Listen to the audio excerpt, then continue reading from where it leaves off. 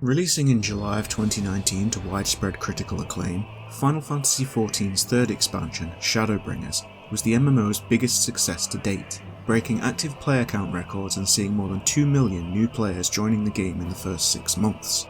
Widely regarded as the game's best expansion, Shadowbringers elevated 14's status from not only a great Final Fantasy game, but one of the best in the entire series. I feel like I'm going to be adding my voice to the chorus here, but Shadowbringers is every bit as incredible as everyone who's ever pestered you to get into FF14 has told you. Its wide cast of new and interesting characters, its truly excellent world building and the tale of a world consumed by light, and its main villain who is up there with the very best in the entire Final Fantasy franchise, make it stand out as one of the best gaming experiences that I and countless others have ever had. It's truly that special. But I can't even begin to summarise my thoughts on this outstanding expansion in just a few sentences, so brace yourselves, this is going to be a long one. It's time to visit a whole new world. This is Final Fantasy XIV Shadowbringers. Our Warrior of Light, Hydaelyn's Chosen, Guardian of Eorzea, Saviour of Ishgard, Ender of the Dragonsong War, and Liberator of Alamigo and the Far East, has had 5 of their most trusted allies taken from them. Their souls have been plucked from their bodies by an enigmatic figure from another world who has prophesied another calamity and now calls out for our hero to make their way to the ancient Crystal Tower. Our story picks up immediately following this call from beyond as we prepare to search the grounds near the Crystal Tower for an object the mysterious man has left there for us. With the Ironworks crew, led by Biggs and Wedge, that's right, Sid is actually busy elsewhere for once, assisting in the search, we stumble across an Ironworks branded device in a matter of minutes, as if drawn to it, and we're finally caught by our otherworldly summoner. Dragged through time and space, we see visions of our past floating around us, eventually stopping on one of the leader of the Warriors of Darkness. We did everything right! Everything that was asked of us, and still it came to this! Your time has not yet come. We awaken in a blindingly bright and vibrant forest region full of purple-leaved trees, without a clue as to where we are. We quickly run into a travelling merchant for some convenient exposition. Despite the bright sky, it's actually the middle of the night, as this world hasn't seen a dark night for 100 years. Man, look at the size of that ring he's wearing. I bet he pokes himself in the eye no end of times when he's having a drink. He directs us to the nearby town known as the Crystarium, which has a familiar crystal tower at its centre. We're stopped by a guard at the gate, our first interaction with a Viera, who takes down a monster that evaporates into light and drops a familiar ring. And just so no one's left behind, there's a little flashback to show it belongs to that merchant we just met 2 minutes ago. Look, it's accessible, it's making sure everyone stays caught up. How nice of it to cater to casual audiences. Insulting our short-term memory aside, we're introduced to the enigmatic man who brought us here, the Crystal Exarch. He explains we've travelled to the First, one of the reflections of the Source and the home of the aforementioned Warriors of Darkness.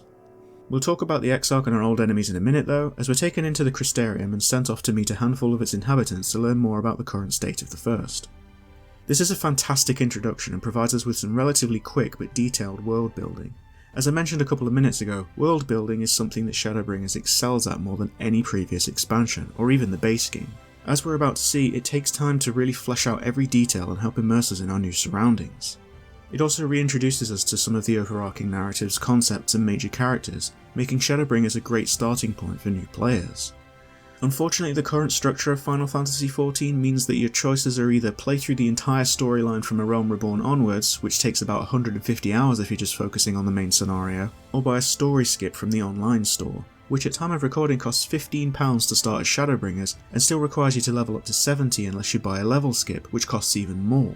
And these are per character, by the way. Not that there's much reason to make a second character, but it's still ridiculous to expect someone to fork over that much money just to start off here. I think Square Enix should change it so that if you buy an expansion, you should be given the option to skip any previous expansion you want, because getting to the current storyline, especially given that Dawntrail is about to kick off a whole new arc, is a massive time investment. Of course, the story is amazing and well worth experiencing, but there's always going to be people who don't consider it worth spending several hundred hours on, or those heathens who skip cutscenes. But that's something that game director and producer Naoki Yoshida has said the team is looking into, so fingers crossed they come up with a decent solution at some point. Okay, ramble over, let's crack on with our tour of the Crystarium. First we check in with Catullus at the Crystalline Mine, which is the main hub for the city's craftsmen. Catullus explains how the Crystarium came to be. After the Exarch summoned the Crystal Tower here, refugees who had lost their homes to the Flood of Light came flocking in. and so with a little help from some of the tower's curious relics, all that we see around us was gradually built up into this thriving new home for everybody. Next is Morin, an incredibly passionate librarian at the Cabinet of Curiosity, who gives us a brief history lesson. The Flood of Light started a century ago as this realm's Warriors of Light, who we met as the Warriors of Darkness, defeated the Steward of Darkness known as the Shadowkeeper. Everything the light touched was sapped of life, leaving nothing behind but wastelands. That was until the Oracle of Light, who we soon learned was our Minfilia, halted the flood, sparing the lands of Norvrent, the one remaining continent of the First, and coincidentally the First's equivalent of Eorzea, at least in terms of location and landmass. But from the wastes left in the flood's wake came the Sin-Eaters, ravenous pure white creatures that attack anyone on sight, who robbed Norvrent of its night sky. Finally, we meet with Bragi at the markets of Musica Universalis, who gives us a brief rundown on the nomenclature of the First. All of its races have different names to those of the source, such as the Elezen being elves and the Mikote being Nistel. But apart from the obvious cultural differences one might expect, they're not all that different to what we're used to. Unfortunately, that aspect isn't expanded on very much throughout the main scenario. So in just a few short minutes, we understand the state of the world and how it came to be, the origins of the new city we're in, and some of the differences between the source and the First. It's just enough to draw you in and have you asking a bunch of questions. What else is different? How do people cope with the constant daylight? What's the deal with the Crystal Tower being here? And so on. And speaking of questions, we're about to get some answers to the most important one. Where are our friends? When we meet with the Exarch, he explains that time flows differently on the First. An hour on the source could be a year on the First and vice versa. The pace fluctuates at an unpredictable rate. Conveniently, we're in a period where the flow of time on both worlds is more or less the same, so our companions have been stranded on the First for significantly longer than we thought. Thancred's been here for 5 years, Y'shtola and Urianger 3 years, and the twins Alphinaud and Alisaie just under 1.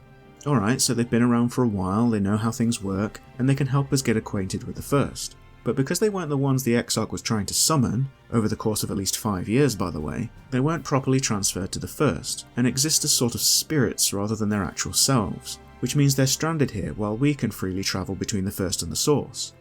So not only does time fluctuate and we just so happen to be here when it's synced up, but because the Exarch summoned the wrong person 5 times, they're all stuck here? Look, I know Shadowbringers is an amazing expansion and its story is genuinely one of the best in the entire Final Fantasy series, but this all just feels incredibly convoluted.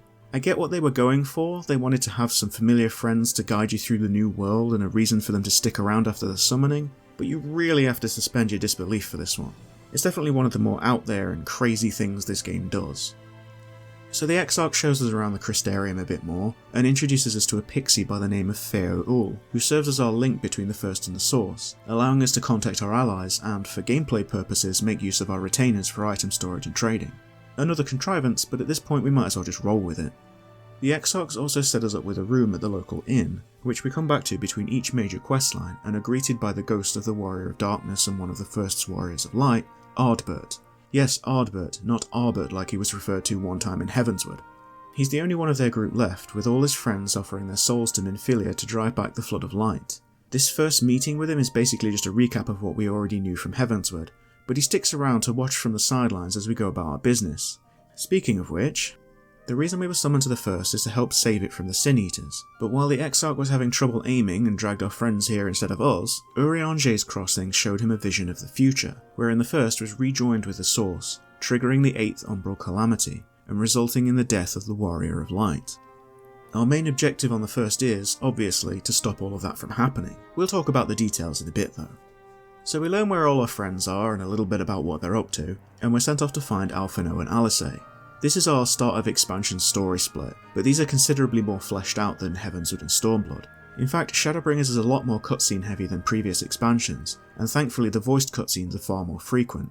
Back in ARR, maybe 10% of cutscenes were voiced, but now it's closer to 50%, and those that are voiced are usually much longer to boot.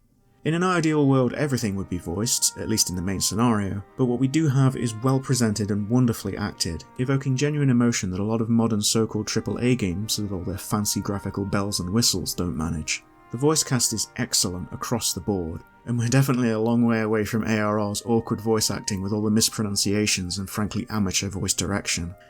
Alphinaud was my first pick out of the twins, and I actually think I chose him when I first played through Shadowbringers. It's been a couple of years since then though.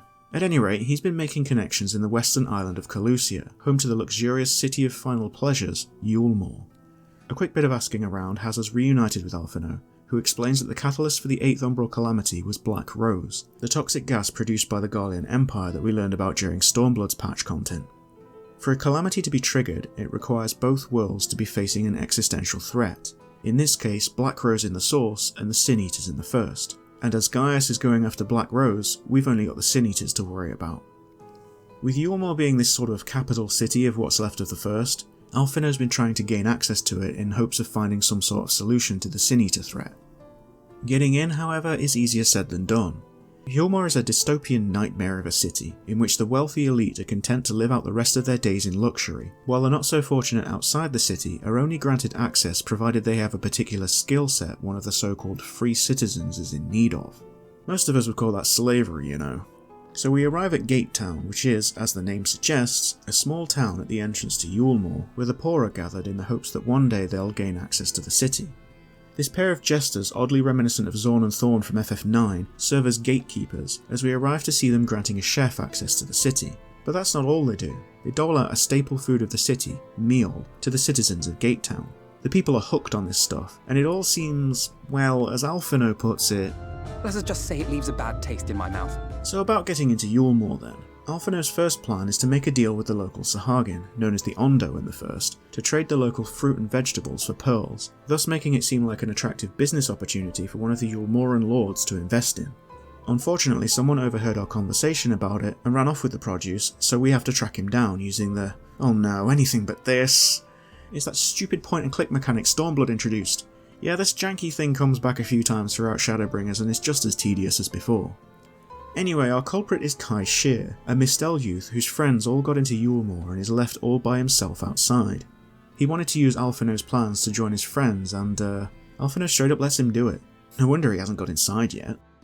As if by sheer dumb luck, we spot someone washed up on a nearby beach, and upon assisting him, we learn he's been kicked out of Yulmore, thrown off the balcony for not being a good enough artist for his patrons. Wait, Alphinaud's something of an artist himself, how convenient! So this artist, a man named Tristal, gives Alphinaud his brush and he uses it to talk his way into the city, taking us with him as his assistant. I swear he could sell ice to an Eskimo. Yulmore is, as I said before, a nightmare.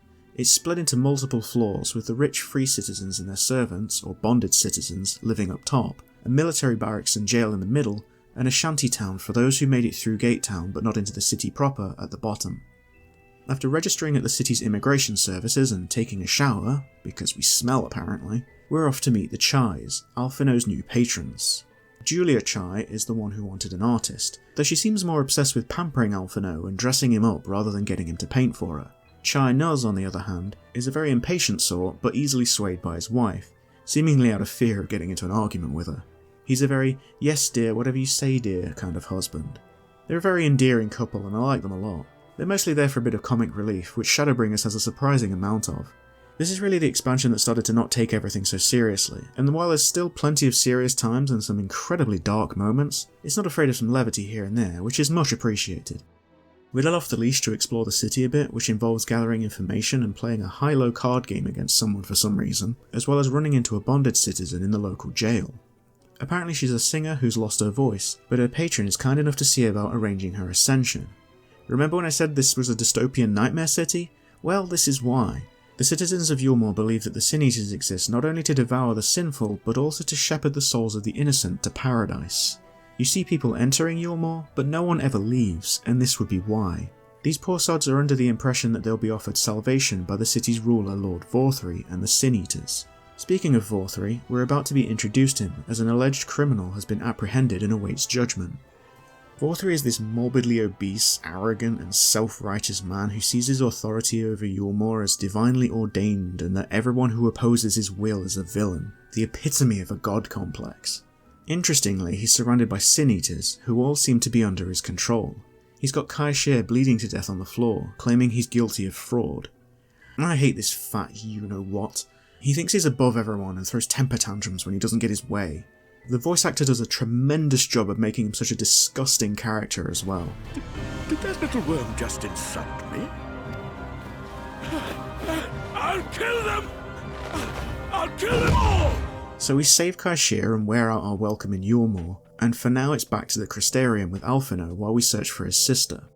Alisaie has been spending most of her time in the southern desert region of Arma Reng, working as a sort of bodyguard for an infirmary known as the Inn at Journey's Head, where its carers look after people infected by the Sin Eaters.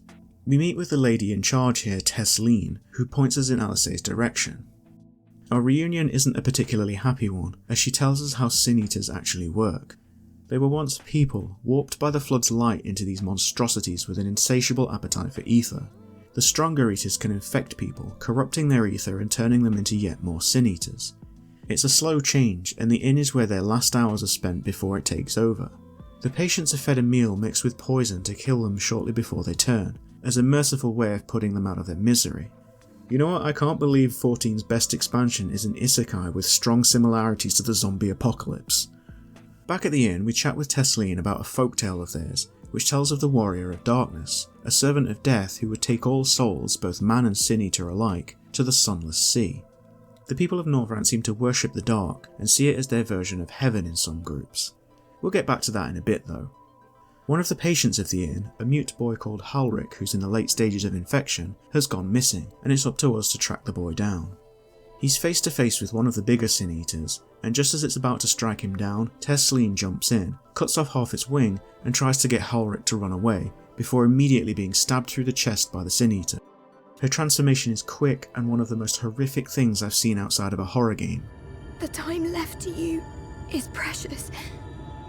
No one should die in vain.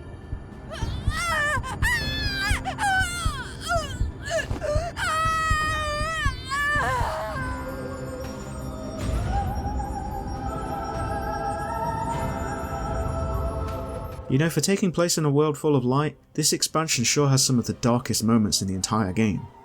After that terrifying sight, Alisaie decides to leave her duties at the inn and join us back at the Crystarium.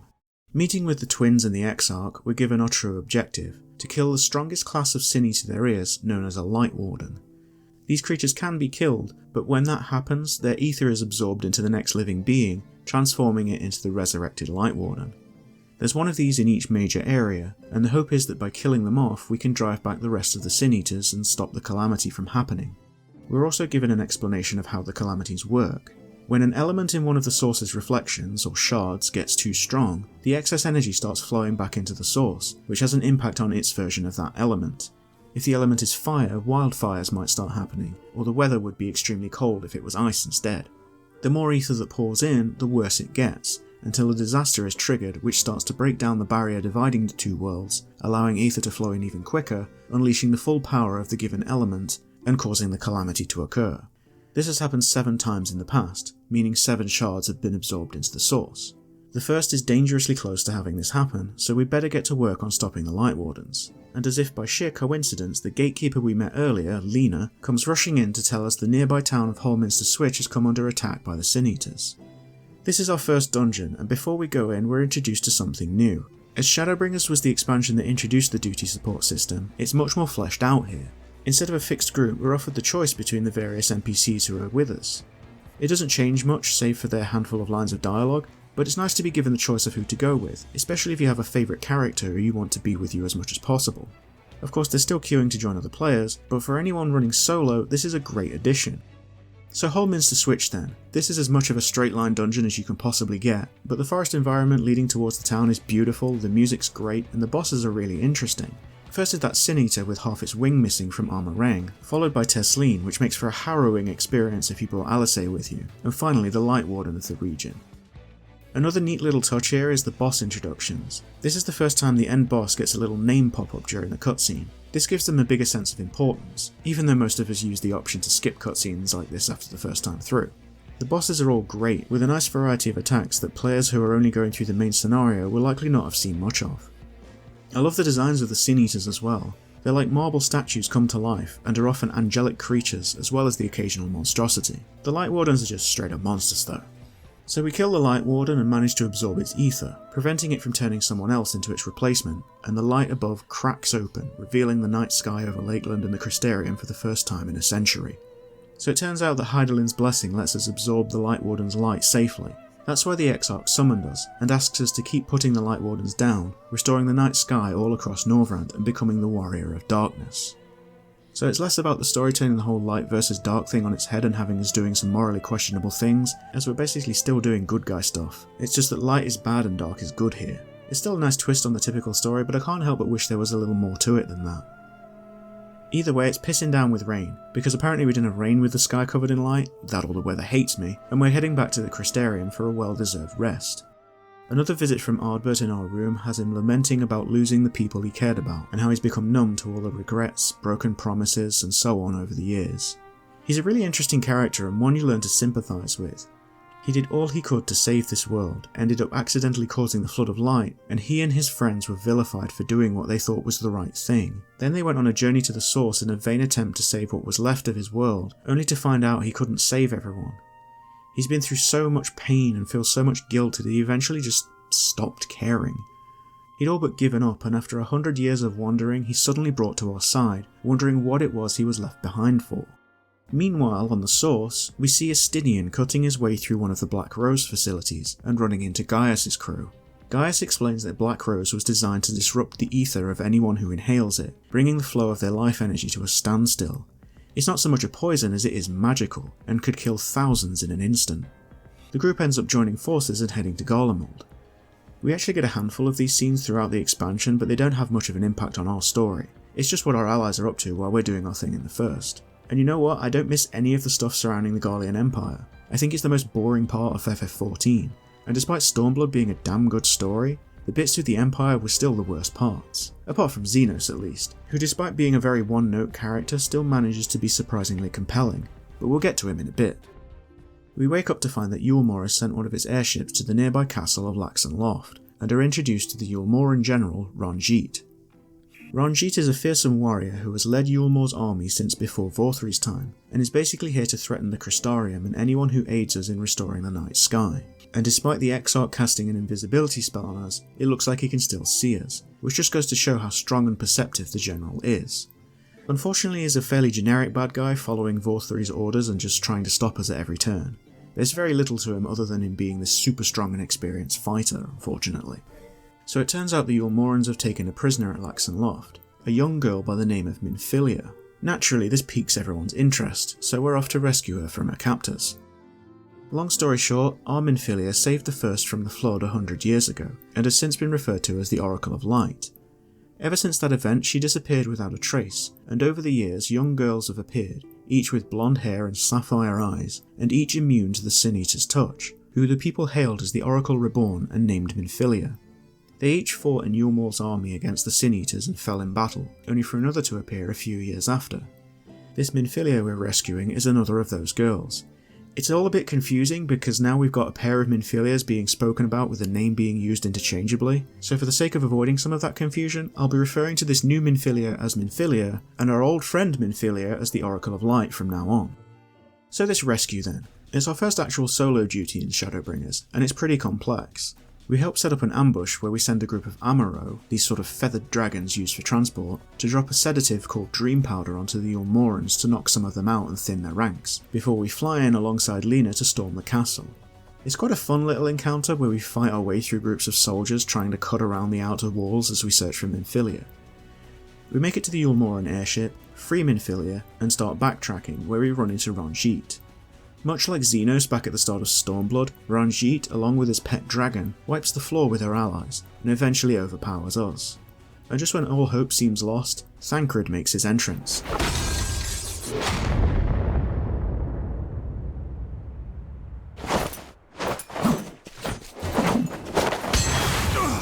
Thank God he's changed into something nicer.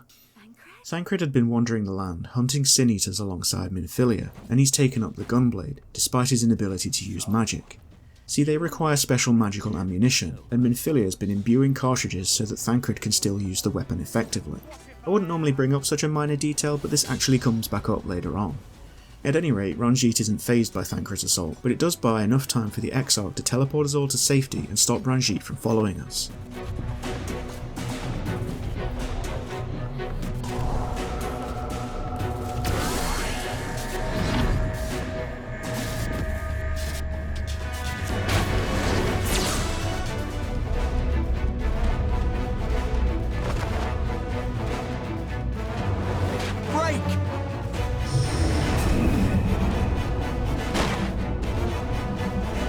So after our dramatic escape, which I've got to admit was pretty damn cool, it turns out somebody's been watching us.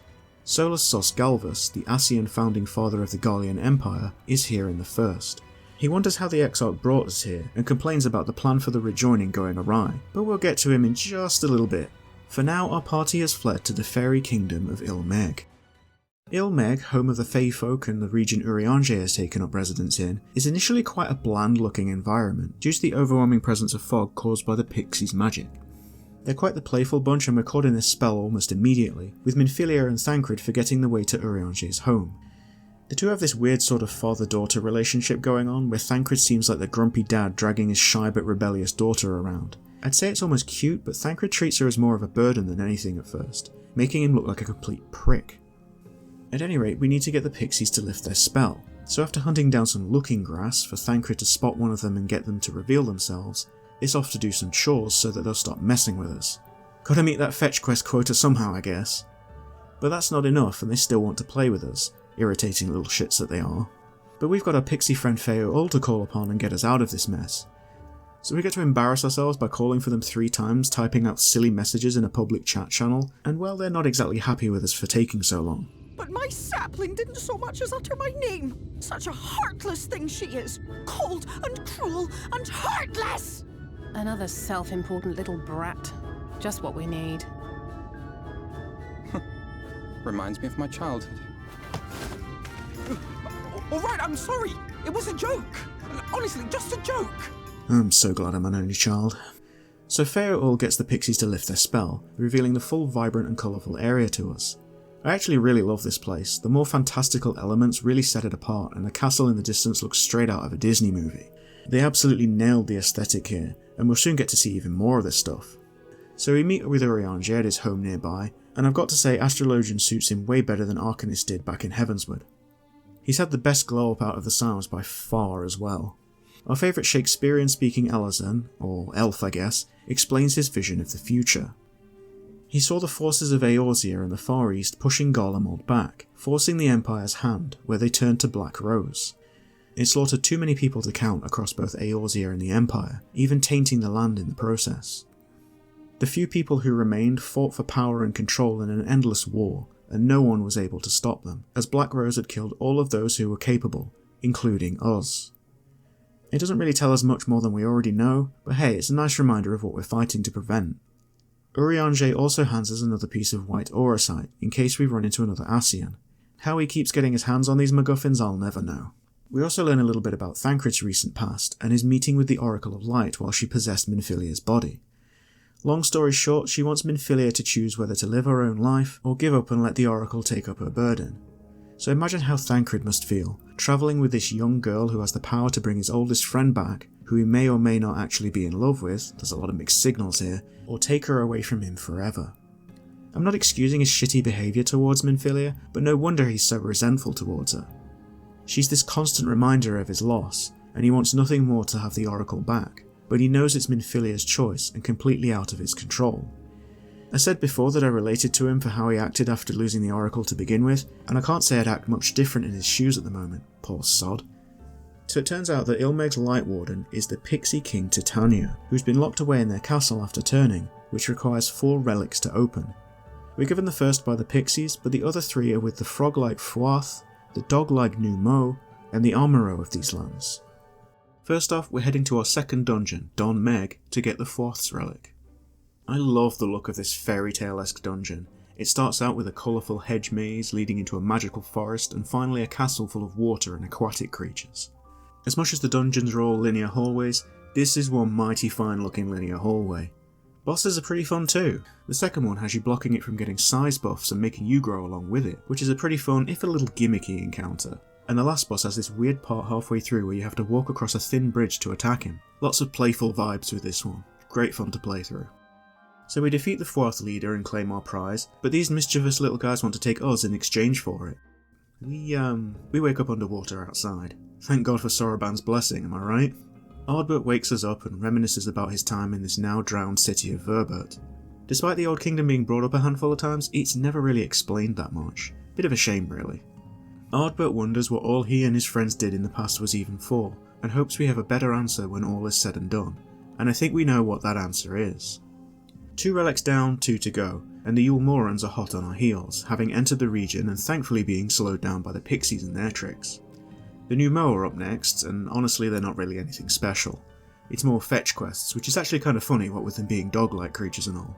The only standout moment here is when Urianger uses words like fetch and roll over, which the new Mo claim to be words of power. It's actually kind of adorable. So the 3rd relic is ours pretty easily, and so is our 4th, funnily enough. We meet with Seto, an old companion of Ardbert's, who tasks us with smacking around a few Sin Eaters and finding his old medallion, a gift from his departed friend. Seto explains how kind of a soul Ardbert was, and how we remind him of him. Apparently the Armoro were capable of seeing a person's soul, and ours is somehow very similar to Ardbert's. A little something to keep in mind for later. So that's the 4 relics. It's a bit of a shame 3 of them were so easy to get, given how important they are, but it does lead us into our first trial in Shadowbringers against Titania. There's a lot of variety in their attacks, and the fight requires a good amount of coordination, especially with the ad phases where getting rid of a specific one first is generally quite important. I don't even know what to call this music though. It's almost exactly what you'd expect for a pixie boss in a weird sort of way, but the vocals are definitely an acquired taste, let's put it that way. After committing regicide for real this time, the relics reveal their true purpose. They're a blessing to be bestowed upon the new king, who is usually the one who relieves the former monarch of their office. As this would turn us into a pixie and force us to live out the rest of our days here, Fae takes up the mantle of Pixie King in our stead, and now it's time to attend to those unwise enough to trespass in their realm. This is a hilarious and honestly pretty dark scene in which all of the Fae Folk toy with the Emet-Selch, swinging them around in the sky, dragging them into puddles, and turning some of them into bushes. That's horrifying, what the hell? So we scare them off and it's back to the Crystarium, where we finally come face to face with the Ascian who's been following our deeds. You certainly took your time. I had half resolved to complete the task myself. I am Solus Sos Galvus, founding father of the Garlean Empire, and under various guises, the architect of myriad other imperially inclined nations. As for my true identity,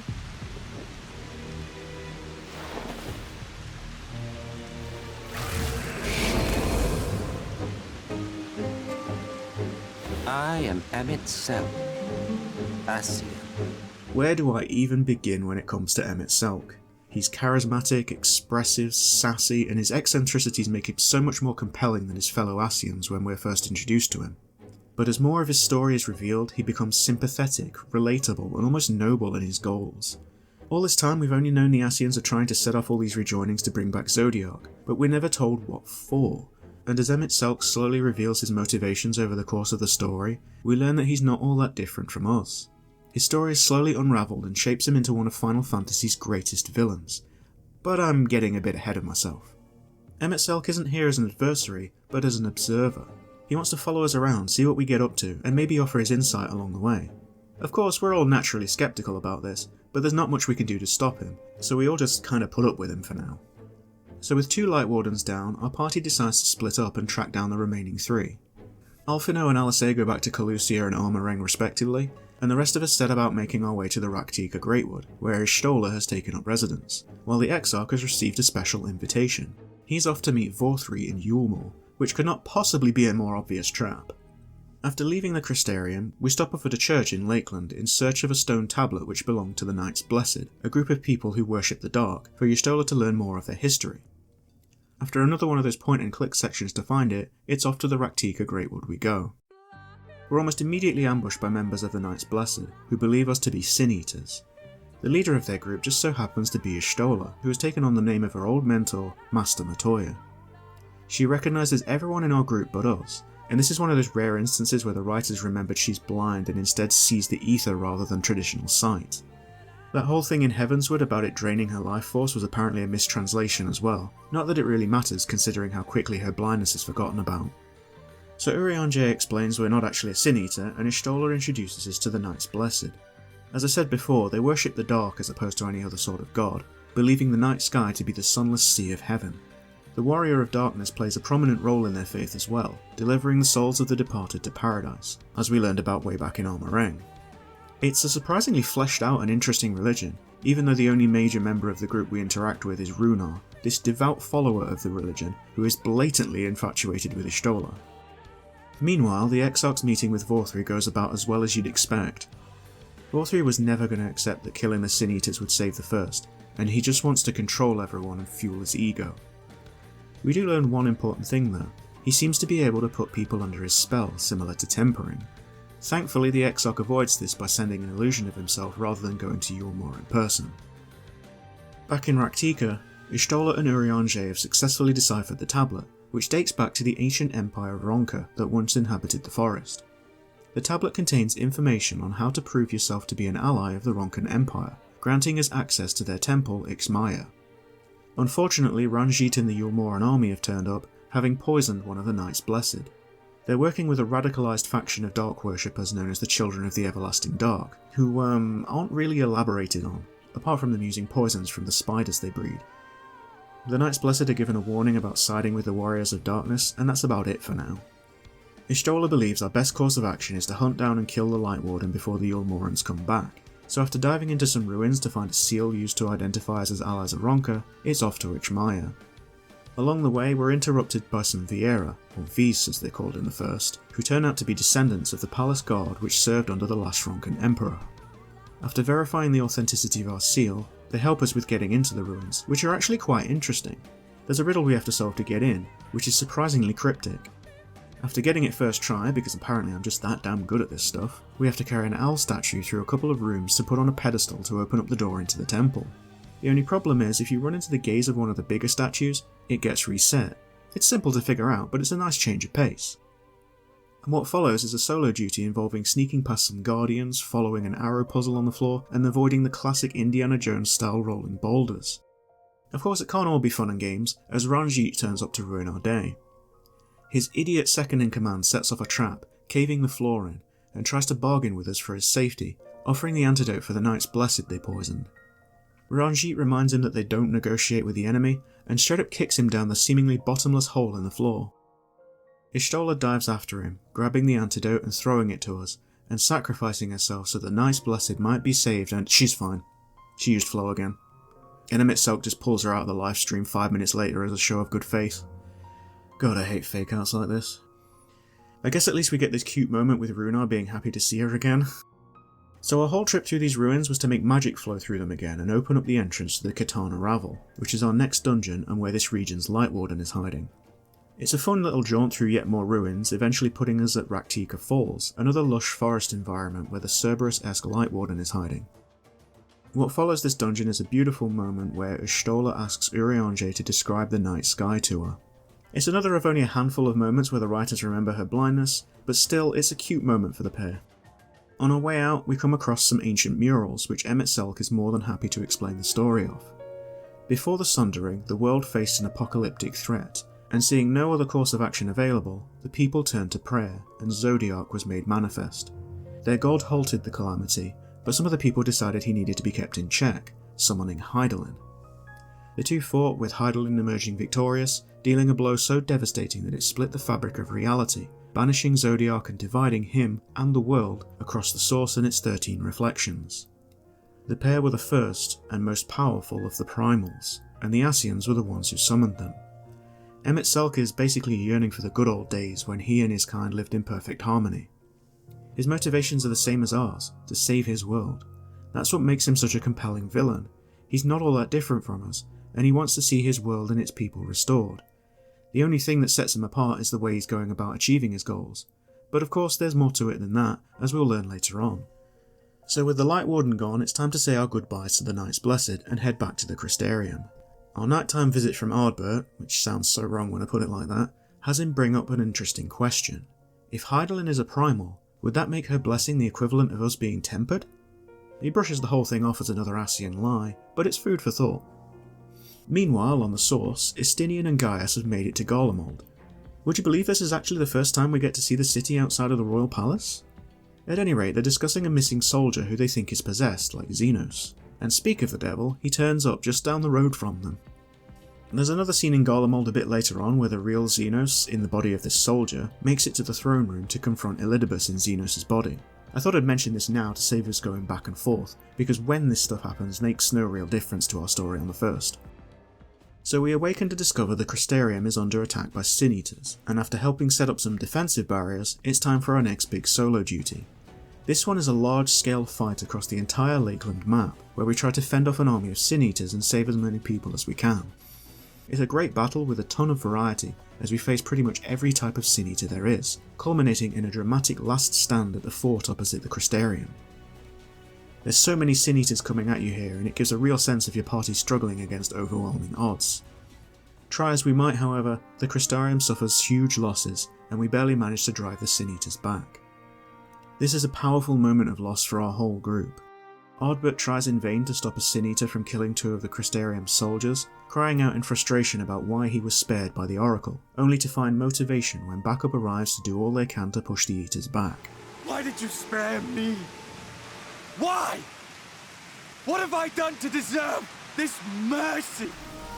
Fight and struggle. Seek salvation by your own hands. Though the losses be grave, endure them. Though the victories be hollow, claim them. Lena tries to put on a brave face and shrug off her injuries, but collapses and breaks down when she realises she couldn't save everyone.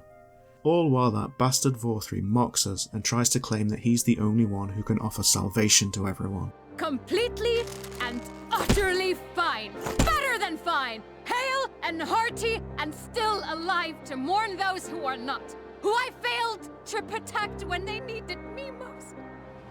The tragedy that has befallen you is of your own making. Divine retribution for your defiance. But we pick ourselves up and carry on. We claim what small victories we can, and we continue to fight for this world. Our party meets with the Exarch to discuss our next steps. Alphinaud's not had much luck tracking down Calusia's Light Warden, but Alisei has discovered a promising lead in an abandoned mine in Armoreng. This is where Minfilia decides we need a better way of tracking the Light Wardens, and offers to summon the Oracle of Light so that she can use her powers to help us. Remember, this requires the Oracle to give up her power and essence to Minfilia, and Thancred doesn't take it so well. He knows what has to be done, but still can't come to terms with losing her, and after being kicked while he's down by our friend Emet-Selch, our party decides to split up and travel to separate regions in Armoreng. We're heading west with Thancred, Minfilia and Urianger, while the rest head to the eastern side to fend off any Yule morons who might come after us. This part is honestly the most tedious stretch of Shadowbringers, so we need to get to Nabartha-Reng in the southern region of the desert, where Minfilia can summon the Oracle. The only problem is this region's full of steep cliffs and collapsed mines, and our only feasible path requires us to pass through a sturdy gate that won't open for us. To get through said gate, we need to use an old trolley that can travel along a set of tracks that run through it, and there's 2 things stopping that from happening. First, the tracks need repairing, and second, we need to use a stone golem, or talos as they're called, to push the trolley and open the gate, because the gate's designed to only open for the talos. So we do a bit of exploration, run into some of the local miners, help their engineer fix the tracks, and set about getting the talos up and running. There's a handful of them dotted about, but to bring them to life we need a specific mineral to forge the heart for the talos that we can imbue with magic so it'll push the trolley for us. To top it all off, there's this really unhelpful drunk called Magnus who's mourning the loss of his wife and child. He's someone that Thancred can relate to and it helps him come to terms with his loss, but Magnus is so stubborn and addicted to the bottle that he refuses to help no matter what. So we go through this long and boring stretch of trying to find this mineral for the heart, involving smoking out and killing some worm creatures who just so happen to be able to carry the ore out of tiny crevices so that we can get enough to move on. And wouldn't you know it, one of the chunks of the stuff has an inscription from Magnus's wife on it. It's a beautiful moment that helps him properly mourn and accept his loss, but it's all bogged down by how dull and sluggish this whole stretch has been, and I find it really hard to get involved in Magnus's story. It's the weakest part of the game by far in my opinion. It feels like arbitrary padding for the sake of getting to the next big story moment, and the only thing this hour-plus section adds is Thancred slowly coming to terms with things, and Minfilia getting a moment to vent her frustrations about Thancred not opening up to her about how he feels. At any rate, the talos is up and running, and we can finally board the trolley and move on from this place. Minfilia gives Thancred an old gunblade cartridge he'd given her to practice imbuing on for good luck. See, I told you that minor detail will come back later. Urianger heads off to join the twins in Y'shtola, and it's full steam ahead to Nabartha-Reng. We make our way through the gate, down the tunnel to the south, and oh shit, it's Ranjit! Wait, is that Ranjit? We get another one of those role-playing duties next, as Thancred stays behind to fend off Ranjit while we take Minfilia south. It's a lengthy battle where Ranjit merges with his dragon to overwhelm Thancred, who's got a trick or two of his own up his sleeve. He uses a special technique to disappear in order to get a powerful attack off to stun Ranjit and leave him vulnerable, but it drains Thancred's life force, almost killing him in the process. We do this a handful of times before using that special cartridge of Minfilia's to finish Ranjit off. It's actually pretty fun, but it does drag on a little bit too much for my liking. After the battle, Ranjit escapes and a wounded and exhausted Thancred collapses, saying a final farewell to his Minfilia, and finally coming to terms with the fact that he'll never see her again. Not a single day goes by that I don't think about all that you have given me.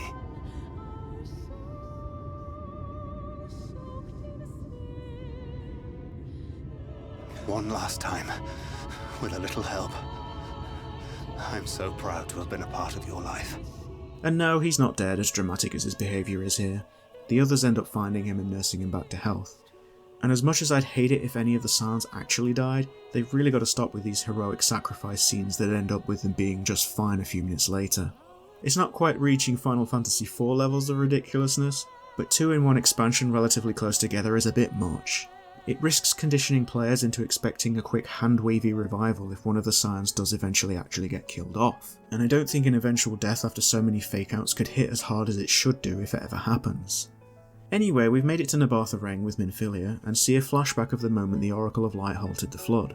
With the people desperately trying to outrun this sort of tsunami of light, the Oracle appears alongside Ardbert's group, who all sacrifice what's left of their beings to help her push it back. She adamantly refuses Ardbert's help, claiming his time has not yet come, and that when all hangs in the balance, he must give them hope. We meet with the Oracle and it's time for Minfilia to make her decision. After seeing how committed the Scions are to saving this world, she's developed a newfound confidence and willingness to do more than just sit on the sidelines and cheer us on. She wants to make a difference, and with that, the Oracle of Light lets her stop walking the same path all the Minfilias before her walked, so that she can forge a new one and carve out a new life for herself. She grants Minfilia the last bit of her strength so that she can gain control over the light and help us track down the remaining Light Wardens. And for some reason, Minfilia's eyes become normal blue eyes and she's a redhead now. It's brushed off as a parting gift from the Oracle, and I guess serves to set her apart from the other Minfilias so she can truly be her own person. So this is where we find out that Thancred's just fine, as I said a couple of minutes ago, and we rejoin the rest of the party. And instead of being upset with Minfilia, Thancred simply lets her know he's glad she's back, and that he sees her as family. It's a lovely moment for the two as Minfilia finally feels accepted by him, but as Y'shtola suggests, she needs a new name, her own name, so that she's no longer walking in the shadow of those who came before her. Of course, we leave it up to Thancred, who suggests Reen. Ah, blessing in Fae. Wait, doth this mean thou wert listening when I delivered my lectures on the pixies? So Reen it is then. Our newly renamed ally confirms the location of the region's Light Warden, in the abandoned mine we came here to search for, and our next dungeon, Malika's Well. I actually quite like the bosses in this dungeon, and what helps is I'm getting the hang of playing Dark Knight again. I know all the tanks are fairly similar, but I've not really tanked much in the last 6 months or so, because I've been focusing on leveling what's left of my DPS jobs and grinding out some of their old relic weapons for achievements. It was probably my least favourite tank until I started using it again to go back through the story, but now I'm developing a bit of an appreciation for it.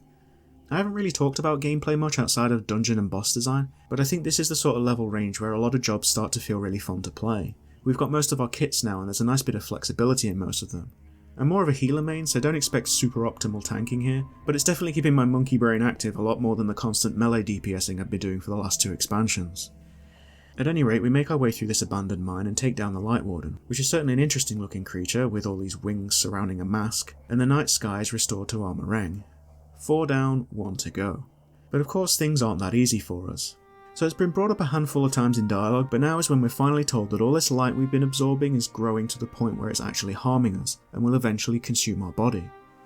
This starts to manifest itself as these sort of debilitating little episodes where we try to fight it off, which I'm sure won't happen at really inconvenient times. Surely not. The Exarch comes to check in on us, and we actually get to see a really interesting flashback afterwards. From his point of view, we see Count Fortamp's Heavensward book on his desk, as the Exarch seems to be in Ishgard during the 8th Umbral Calamity searching for us, or at least some sign of us. But that's in the future, and oh no, don't tell me they're adding time travel to the mix. The odds of this story getting less insane are drastically going down. But this whole light affliction doesn't spell disaster for us yet. We meet with everyone in the Crystal Tower to discuss taking down Calusia's Light Warden, and Emet-Selch's here to put a damper on things. He tells us that vanquishing the Sin Eaters won't be enough to save the first, claiming that we're only looking at the problem in front of us rather than seeing the bigger picture. It's time for another history lesson. So back before the Sundering, everyone in the world was an eternal being, living seemingly forever, but the world was faced with a calamity that would threaten all life. Facing inevitable death, its inhabitants sought to imbue the planet with its own will, leading to the creation of Zodiark, who restored order and prevented the calamity. But among the people were those who feared Zodiark's might, and conjured Hydaelyn to keep him in check. This led to the sundering of not only Zodiark, but the entire planet and all life on it, with the exception of 3 people, La Habrea, Elidibus, and Emet-Selch. Everyone else's souls were split across the source's reflections, meaning every person is made up of essentially a 14th of their entire soul. So the Ascians took it upon themselves to try and rejoin the world so that things would go back to the way they were. Their first attempt was a failure, turning the 13th into a useless void. Afterwards, they discovered a connection between the source and each shard, a flow of energy that maintains elemental balance.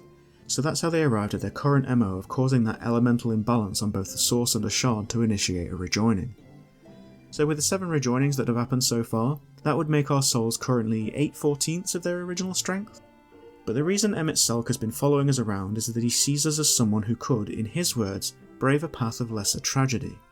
He doesn't really elaborate on this and sends us off to kill the final Light Warden, so it's back to Calusia we go, where it seems Yulmore is harbouring our target. And if for some reason you've not played FF14 and are just here to check out the story or listen to a 30-something bloke ramble about his experience with it, make your guess as to what the last Light Warden is and let me know in the comments if you were right. We arrive in Calusia and run ahead of our party to make sure the path to Yulmore is clear. Along the way we run into hostile and seemingly brainwashed Gate Town citizens. And when we make it to Gate Town, we see everyone in some sort of trance, just staring up at Yulmore. Remember that food the jesters were handing out, meal? Well, it turns out meal is made from Sin Eater. That's not only disgusting, but it's how Vauthry was able to brainwash everyone. He can control the Sin Eaters, and if someone's been eating them over the course of several years, they become susceptible to his mind control. All of the so-called free citizens of Yulmore have been brainwashed into not questioning his authority and blindly letting him do whatever he wants. And not only that, but he'd been turning them into Sin Eaters. That's what the whole Ascension thing was all about. You know, I've complained about a handful of admittedly petty things throughout this expansion, and while you can kind of guess that there's something up with Meal and the whole thing with Vauthry, this is still a bloody great twist. It's so devious and gross and brilliant at the same time. It's predictable, but kind of only half of it is. Like, I knew Vauthry was going to turn out to be some kind of Light Warden king or something, and that Meal was either going to be people or Sin Eater, but for it to have these sort of mind control effects was something I couldn't possibly have thought of. Great job of subverting expectations there. So we have to fight our way up to Vauthry, putting down innocent mind-controlled citizens along the way. We start off alongside all of the Scions, but they all gradually stay behind until it's just us at the top.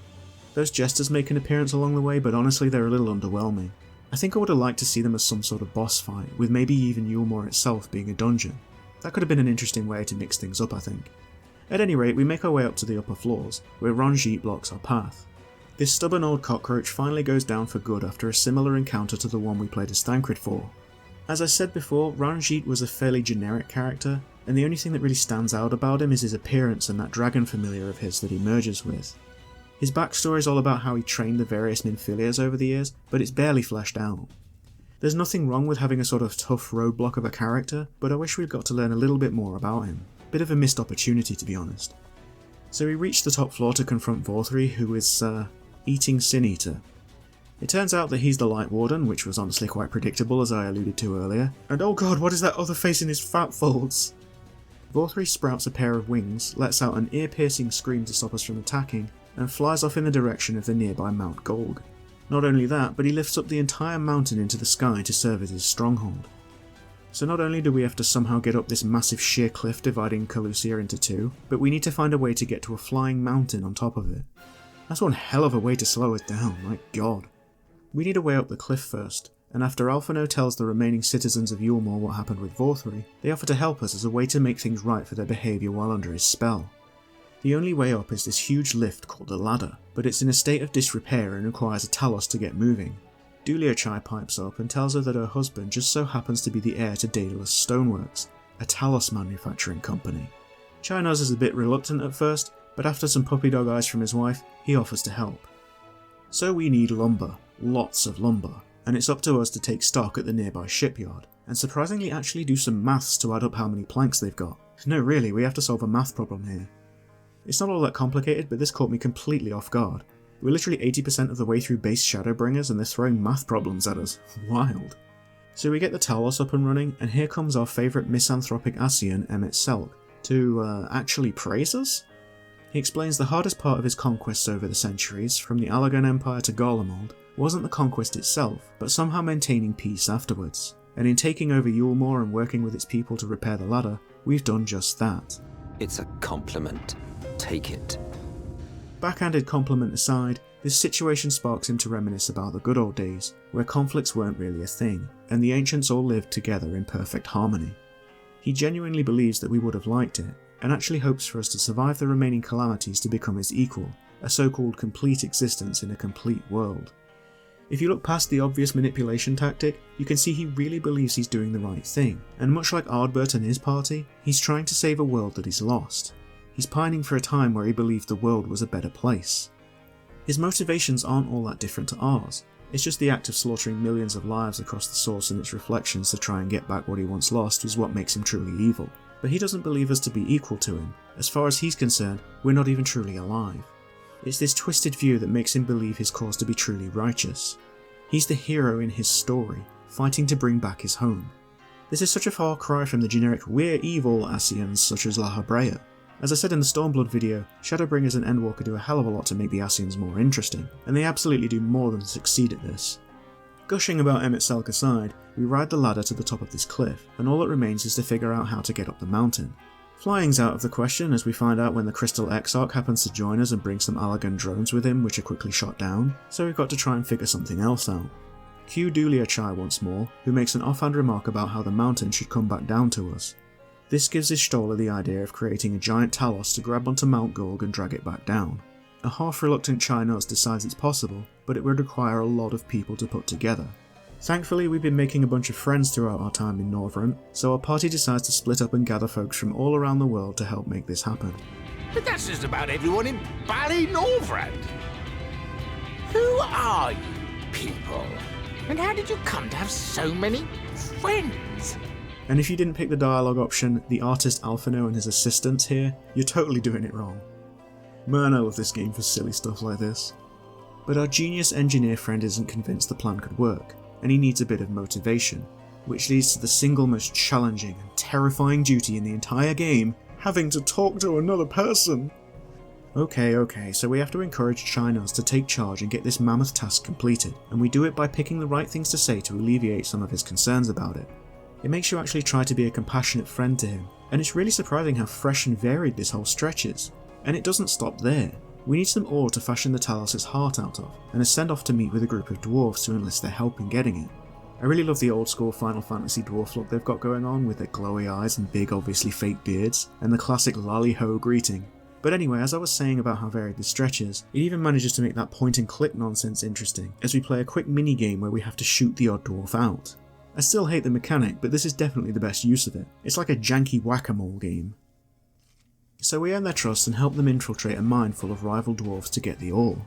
This section has us escorting them past some Sin-Eaters in a solo duty alongside the Crystal Exarch, where familiar music from the Crystal Tower Raid series plays. Not very subtle, is it? Alright, maybe I'm reading too much into that one. I mean, the Exarch is connected to the tower, literally by the way, he's using it to extend his life, so it makes sense for its music to play during battle, right? Okay, I didn't really know when to talk about this, but we've got to talk about the Crystal Exarch's identity. Even though we only see the bottom half of his face, it's a pathetically weak disguise. I clocked him the second I saw him back at the end of Stormblood's patch quests. I don't know whether it was intended for the player to figure it out straight away. I mean, there is a dialogue option quite early on where you ask about a certain someone and he just brushes it off. But if this was supposed to be some big shocking reveal, or the writers wanted you to slowly figure it out as you go, for me at least, they failed miserably. Does it make the story worse? Not in the slightest. Does it make the reveal fall flat? Sort of, I guess. It's still got that emotional impact when it happens, but it's obvious from the start who he is. I have to believe it was intended to be obvious, because it's genuinely the most obvious reveal in a game full of them. At any rate, we get this ore, have a chat with the Exarch about how he's linked to the tower and wants to go on this huge adventure with us when it's all over, and it's finally time to see the Talos in action. This thing is gigantic. I have no idea how all our friends and allies put this thing together so fast. and with some timely intervention from our pixie friends to fend off the Sin Eaters, the Talos grabs onto Mount Golg, allowing us to run up its arm and access our penultimate dungeon.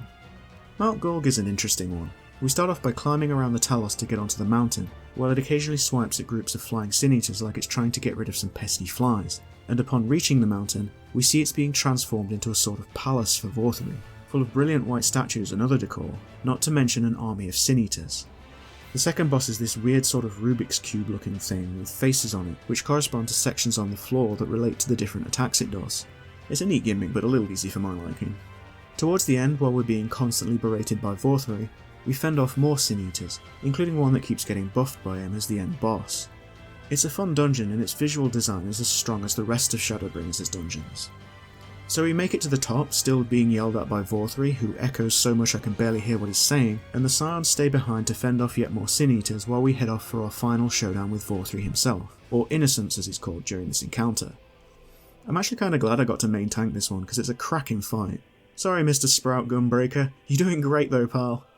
The first phase is relatively short, with Vauthry summoning a bunch of Sin Eaters to try and take us out while dishing out some fairly basic attacks, but as his health gets low he starts to transform. This is such a great design, and watching all those blades come out of his wings as he turns into this angelic vision of himself looks really cool.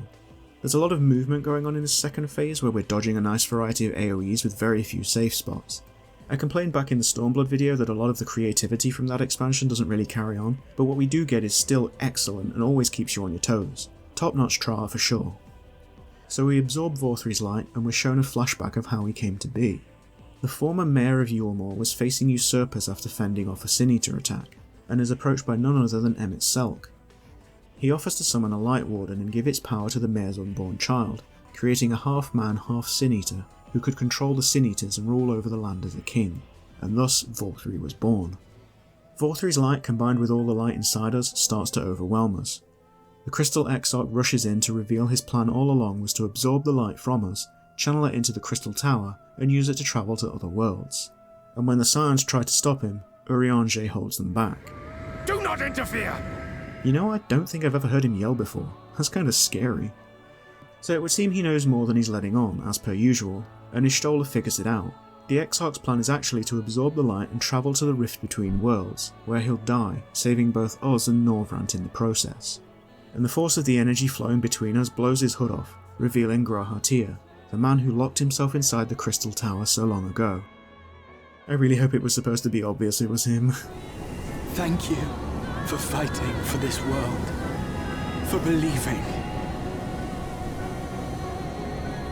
Fare you well, my friend, my inspiration. Emet-Selch arrives and shoots G'raha, stopping him from taking the light from us.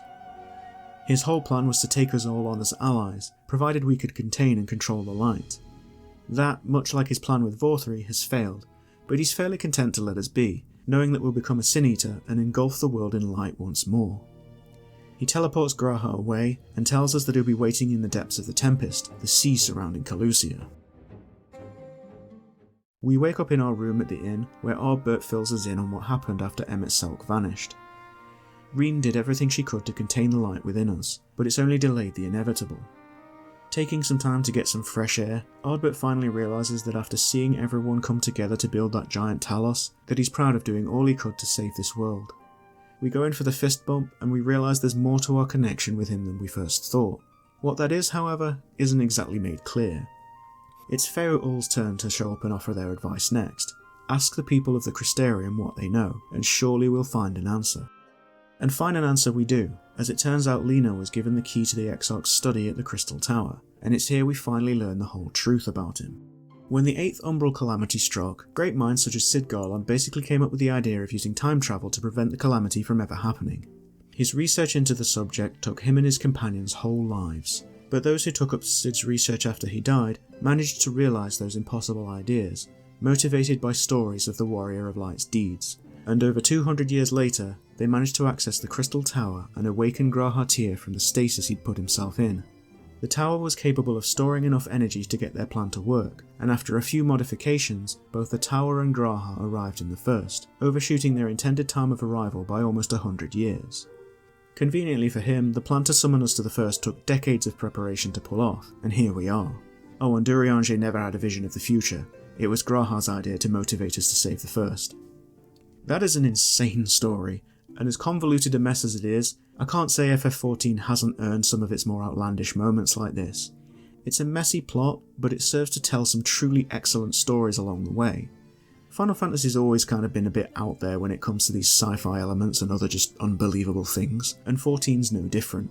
But unlike FF1's time loop or FF4's constant barrage of fake-outs and nonsense with the moon, don't worry, we'll get to that, 14 earns every last bit of its absurdity with its deep and emotional storytelling. Who cares if there's some convoluted time travel nonsense when you've got one of gaming's best villains in Emet-Selch, or the dark and horrific moments surrounding the Sin Eaters, or the heartbreaking story of Minfilia's sacrifice and Thancred's struggle to accept it. It's so easy to forgive some of this nonsense because it's so heavily outweighed by all of the wonderful and personal tales this game tells.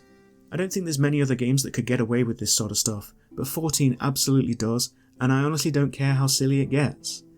At the end of the day, we're a bunch of people killing gods with the power of friendship, just like so many other JRPGs, and I wouldn't have it any other way.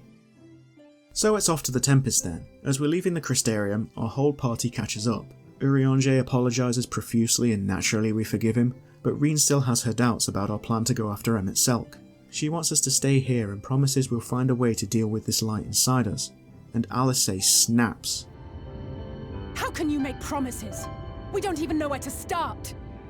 We've all searched high and low for an answer, and every one of us came back empty-handed. I am not about to stand in her way now. Not after failing her in her hour of need. No, the least we can do is... I said it in the last video, but I love Alice, man. Out of everyone surrounding us, it's obvious she cares the most. The others care, of course. I mean, Graha simps over us all the time, but Alice couldn't bear to lose us, and she's not afraid to show it. So the Scions all decide to join us, of course, and it turns out everyone in the Crystarium has figured out we're the Warrior of Darkness, and they've come to give us one last big send-off before our final showdown with Emet-Selch. So it's finally time for the endgame of Shadowbringers. Urianger guides us to a small island off the shore of Lakeland, which turns out to not be an island at all, but an ancient Fae creature, Bismarck. That's right, the first version of Heavensward's worst primal is here. Okay, so we're not actually subjected to a tedious trial this time. We need Bismarck to take us down to the sea floor and breathe out some air bubbles so that we can walk around without fear of anyone drowning or having difficulty defending ourselves underwater, and after a little persuasion from Fae, Bismarck obliges. Arriving under the sea, we meet with the local Ondo tribe to see if they know anything about Emet-Selch's hideout. After running a few errands for them, we learn that some of the ruins down here resemble the cave mural we saw depicting the time before the Sundering. As it turns out, these are the ruins of Amarot, one of the greatest cities of the ancients. This explains why Emet-Selch's down here. The Ondo point us in the direction of a trench where an illuminated city apparently lies. Working our way down there reveals the ancient city of Amarot in all its glory. Emet-Selch has somehow painstakingly recreated the city during its final days, and not only that, but its inhabitants as well. They all believe it's the time when the calamity that threatened their existence took place, simply named the Final Days, but we're still able to interact with them as we make our way through the city. We learn that the ancients had access to powerful creation magics, which let them conjure up anything their minds could think of, in a similar fashion to how primals are summoned, only with the greatest of ease due to their significantly stronger ether. Working our way towards the Capitol building where Emet-Selch is hiding, we learn we need to get a writ of permission to enter it, and while we're waiting for our name to be called so we can get this writ, one of the ancients strikes up a conversation with us. This one seems to be aware that he's in a recreation of Amarot, and reveals himself to be Hydaelyn, a close friend of Emet-Selch's. He tells us of how the Convocation of 14, the governing body of the ancients, laboured to create a will for the planet, Zodiark. Despite the ancients' immense ether compared to our own, it wasn't enough to simply just use their creation magics, and half of the entire population of the planet offered up their lives to create Zodiark and halt the coming of the final days. But the land was still blighted, its waters poisoned, the wind stopped, and so many of its species were lost. So another half of the ancients were sacrificed to cleanse the world to ensure that life could go on. And after that, those who remained would offer up some of the planet's vitality to bring back those they'd lost. But those who disagreed with this plan, arguing that enough had been sacrificed and that the new world should belong to those newly born, sacrificed themselves to create Hydaelyn. The rest of the story we already know. Emet-Selch had always been a champion of Zodiark and never abandoned the original plan. He's willing to do anything to bring everyone back to how things used to be. He's been carrying this burden of more than 3/4 of his race's sacrifice for thousands of years, and it's all but consumed him. Much like Ardbert, he did everything he could to save his world, and still failed, and he's trying, likely in vain, to bring it all back, because he can't accept the loss. He can't let go of the pain and the guilt of sacrificing so many lives, and he can't live with the knowledge that all their sacrifices had been completely forgotten. This is masterful work in creating such a compelling and sympathetic villain, and I almost don't want to kill the guy. Almost. So as our name's called and we're ready to move on, Hydaelyn remarks that he sees another person travelling with us. Of course, he means Ardbert, and notices that our connection is no coincidence. In their time, the two of us were one. We're two parts of the same soul, and he wonders if Emet-Selch has recognised a hint of someone in us. Who that someone isn't revealed to us just yet, as Hydaelyn bids farewell to us, his new old friend. So it's off to the capital, where Emet-Selch awaits. His monologue here is fantastic, as he plans to reawaken Zodiark and sacrifice all remaining life on the Source to bring back those he lost. He talks about having faced others before us who lay claim to this planet, without recognising the Ancients' claim to it, and he's single-minded in his goals to bring his friends and loved ones back to claim back everything they lost. And even though we're doing exactly the same, trying to save everyone across all worlds, he doesn't see us as equals. In every single age, there is always someone who wants to stand up to the evil Ascians. Always the same arrogance, the same insistence that the world belongs to them, as if theirs were the only rightful claim, theirs the only existence worthy of preservation. Look at me! I have lived 1,000 of your lives. I have broken bread with you, fought with you, grown ill, grown old, sired children, and yes, welcomed death's sweet embrace. For eons have I measured your worth and found you wanting. Too weak and feeble-minded to serve as stewards of any star. But he offers us one last chance to prove ourselves, and invites us to the final days of Amarot. This is the last dungeon of the base expansion, with unique monster designs we've not seen before, representing the ones that came to destroy all life on the planet. The tale of the final days is narrated over our run through the dungeon by Emet-Selch, and it's wonderfully presented, as it shows the fabric of their reality starting to fray, and bringing forth all of these monstrosities representing the Ancients' deepest fears. No matter how much they fought back, the beasts kept coming. In terms of gameplay, yeah, it's not all that different to other dungeons, but the way the story unfolds as we fight our way through it is fantastic, and it culminates in us fighting high above the planet against the last monster that stood between the Ancients and their goal of summoning Zodiark. Despite our victory, Emet-Selch finds our performance underwhelming, of course, and takes everyone down, one by one. It's pretty cheesy how all our friends talk about our motivations and how they're willing to fight for survival while they try to fight him. It kind of reminds me of the sequence in FF6 before you fight Kefka, where everyone talks about what they've learned from their struggles and how they've grown before he berates them for sounding like nonsense from some self-help book. Down to just the two of us, the light within finally starts to take over and we collapse, seeing Ardbert standing next to us. If you had the strength to take another step, could you do it? Could you save our worlds?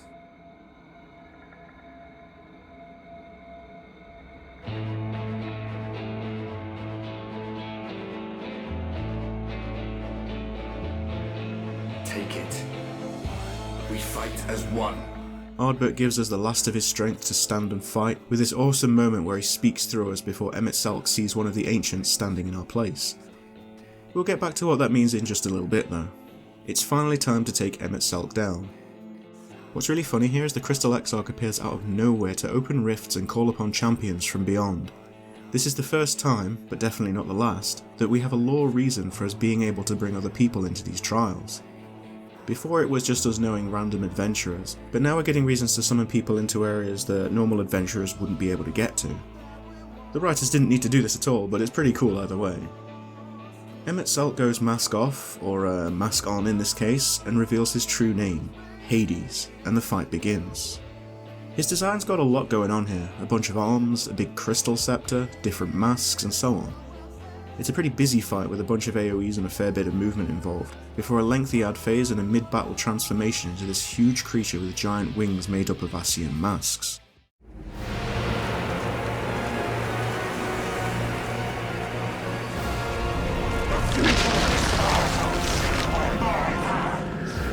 And it brings with it some pretty interesting mechanics for just a casual fight. He even casts Doom, which is an amazing fit for a character named after the Lord of the Underworld. One thing that's a little strange here though is there's a bit of an out of place QTE where Hades traps us and we use Hydaelyn's blessing to break out, which ends with us pretty much turning Super Saiyan to absolutely wipe the floor with him in this immense display of power. After the battle, Thancred drives the white aura sight into Hades' body, and with the combined strength of the Scions we put a stop to him, permanently. Emet-Selch has just a few poignant final words for us before he fades away. Remember. Remember us.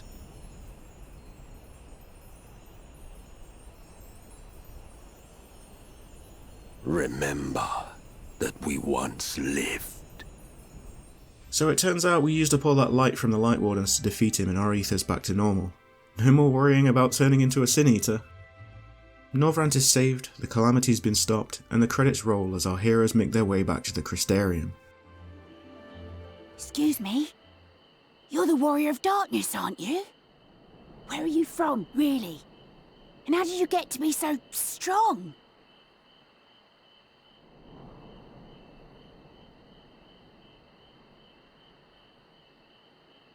There's just one little problem left. Grahatia's plan to sacrifice himself would have undone the summoning spell that brought our allies here and sent them back to the source, but because that never happened, they're still stuck here, but they seem pretty okay with their predicament for the time being. Meanwhile, in the source, Xenos has reclaimed his body from Elidibus, who apparently fled instead of fighting him. More importantly, he's standing over his father, sword through his chest. He doesn't care one bit about taking up the throne, and it's still all about the hunt and our inevitable rematch. Elidibus does seem ready to re-enter the fray, however, as it would seem he's plotting to keep our allies stranded on the First and come after us. So that's base Shadowbringers, and what a ride it's been. I know I've had a fair few complaints here and there, but they're honestly minor nitpicks in the grand scheme of things. In terms of both narrative and gameplay, Shadowbringers is outstanding, and Emet-Selch will forever go down as one of the best villains in the whole franchise, if not all of gaming. But of course, our story on the First isn't over just yet. Making our return to the source, we receive some bad news from Kryl. Our allies' bodies are exhibiting signs of ethereal instability due to the extended time their souls have been stranded on the First. Nobody's really sure how bad things might get, as this is uncharted territory for them, but needless to say, time isn't on our side, and we need to find a way to get them back home as soon as possible. Meeting with everyone back on the First, our group comes up with the idea of transferring their essences into some sort of vessel for us to take back to the source, as the summoning allowed us to bring our items and equipment with us. If we consider these vessels important equipment, they should be able to come back with us with no issues. It's a bit of a messy explanation as to how we're able to bring our whole inventory with us, but it is what it is. The Exarch suggests we seek out an old acquaintance of his who knows more about souls and how such a vessel might be made, who's living a secluded life in a faraway elven palace. This is our next dungeon, the Grand Cosmos. It's a beautiful and colourful palace where paintings and suits of armour are brought to life to try and slow us down, as well as all manner of magical familiars. Mechanically, the bosses are actually quite interesting. I might have to take back what I said about Stormblood's creative boss design never really being matched, because these certainly come close. There's picking up seeds to stop monstrous plants from growing to attack you, and a fire giant that sets you on fire, and you have to transfer the flames to some of the ballroom's furniture or curtains. Nothing mind-blowing, but pretty unique nonetheless. Great visual design too, and these dungeons only seem to get better in that department. At the end of the dungeon, we meet with the Exarch's old friend, a new Mo called Becklog. They're initially quite reluctant to help, but after our party uses those words of power, like sit and heal, annoyed by our stubbornness, they end up joining us back at the Crystarium and eventually agree to help. We end up travelling with them to the inn at Journey's Head, where Becklog has us test a soul tonic of theirs on the patients. This leads them to conclude that their corrupted minds might be mended by using a familiar to amplify ether revitalising magics. Their explanation even leaves the twins a little bit confused, but Alisaie sets about conjuring this familiar either way, and after we gather some clay, she uses it to summon a Porksy, basically a pig with giant ears used as wings to fly, and we test the spell on the mute boy we met right back at the start of the expansion, Holric. It ends up being somewhat successful and leads Alisei to believe this might be able to be used as a cure for tempering, while Becklug comes to the conclusion that we need a spell with the opposite effect to transfer our allies' souls into these vessels to take them home. Before we head back to the Crystarium, Kaishir catches up with us to let us know that we're needed in Yulmore. Meeting with Lady Chai, we learn that her husband has gone missing. After Vauthry's downfall, the citizens of Yulmore elected him as mayor, and she believes he's gotten cold feet and run off. That couldn't be further from the truth, however, as we quickly discover he's gone in search of the former mayor's advisor, a man named Rendon. And here's where I learned his name is actually pronounced Chai News. This is what happens when he's only ever referred to as Master Chai in voice dialogue. At any rate, he needs some more Talos to help out back at Yulmore, and there's some defective and hostile ones roaming around out here, so it's up to us to help him disable them so he can get them working as intended. This has us using that point and click thing to signal when it's safe for him to run up and throw some ether halting bombs at them to safely disable them. It's a neat little section and honestly probably the best use of that point and click mechanic. Just click when the Talos turns away and Chai does the rest. So after getting the Talos all ready to go, we head back to Yulmore where Lady Chai is overwhelmed with joy at seeing her husband's safe return. But of course I'm back, you didn't see... Dearest, I can't...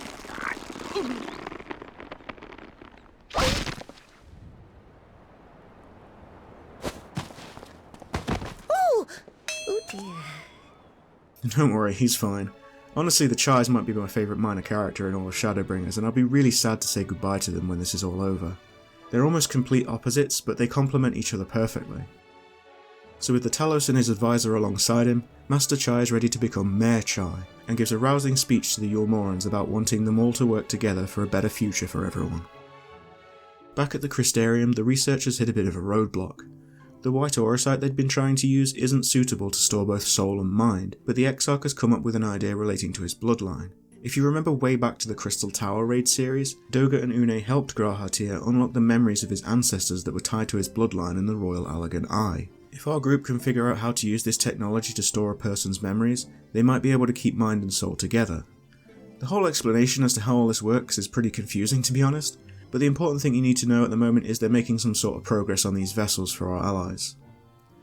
We're tasked with returning to the source again to inform Kryl and Tataru of our progress, when Estidian turns up to let us know about the current state of affairs in Garlemald. He brings us up to speed on what we've already seen before. He joined up with Gaius, went after the Black Rose production facilities, and found out that Xenos has got his body back and murdered Emperor Varys. Seeing this happen, Gaius attacked the Crown Prince, and their encounter ended with Imperial soldiers storming the throne room to see Gaius and Estinian stood, weapons drawn, over the dead Varys. While Xenos does his usual trick of walking off out of boredom, Gaius and Estinian make their escape, falsely accused of regicide. Why do I get this sudden feeling of deja vu?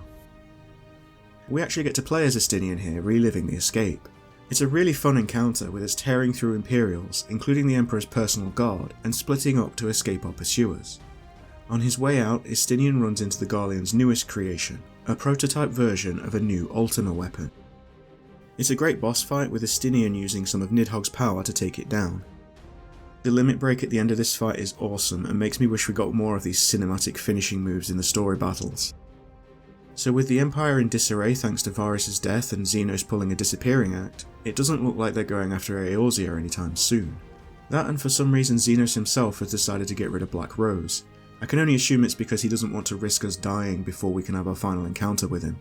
After all, that's the only thing on his mind. He'll step over anyone and everyone to get to us, but he wants us alive and fighting at full strength. Meanwhile, heavy fighting has broken out in Garlemald, as the nation is now in the midst of a full-blown civil war. Xenos, overlooking the carnage, is approached by a white-robed figure, who offers his assistance in hunting Xenos' next prey, Zodiark. And in Yulmore we see its citizens working together to rebuild, while what appears to be Ardbert looks on.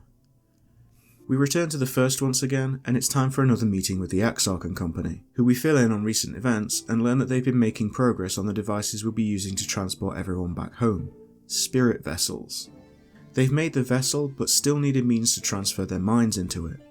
The solution requires fusing some of the Exarch's blood with the vessels, but they're struggling with how to go about it. Lena interrupts the meeting to discuss something with us. A group of guards, seemingly inspired by our courage, are about to take on a Sin Eater in Lakeland, and we're off to join them.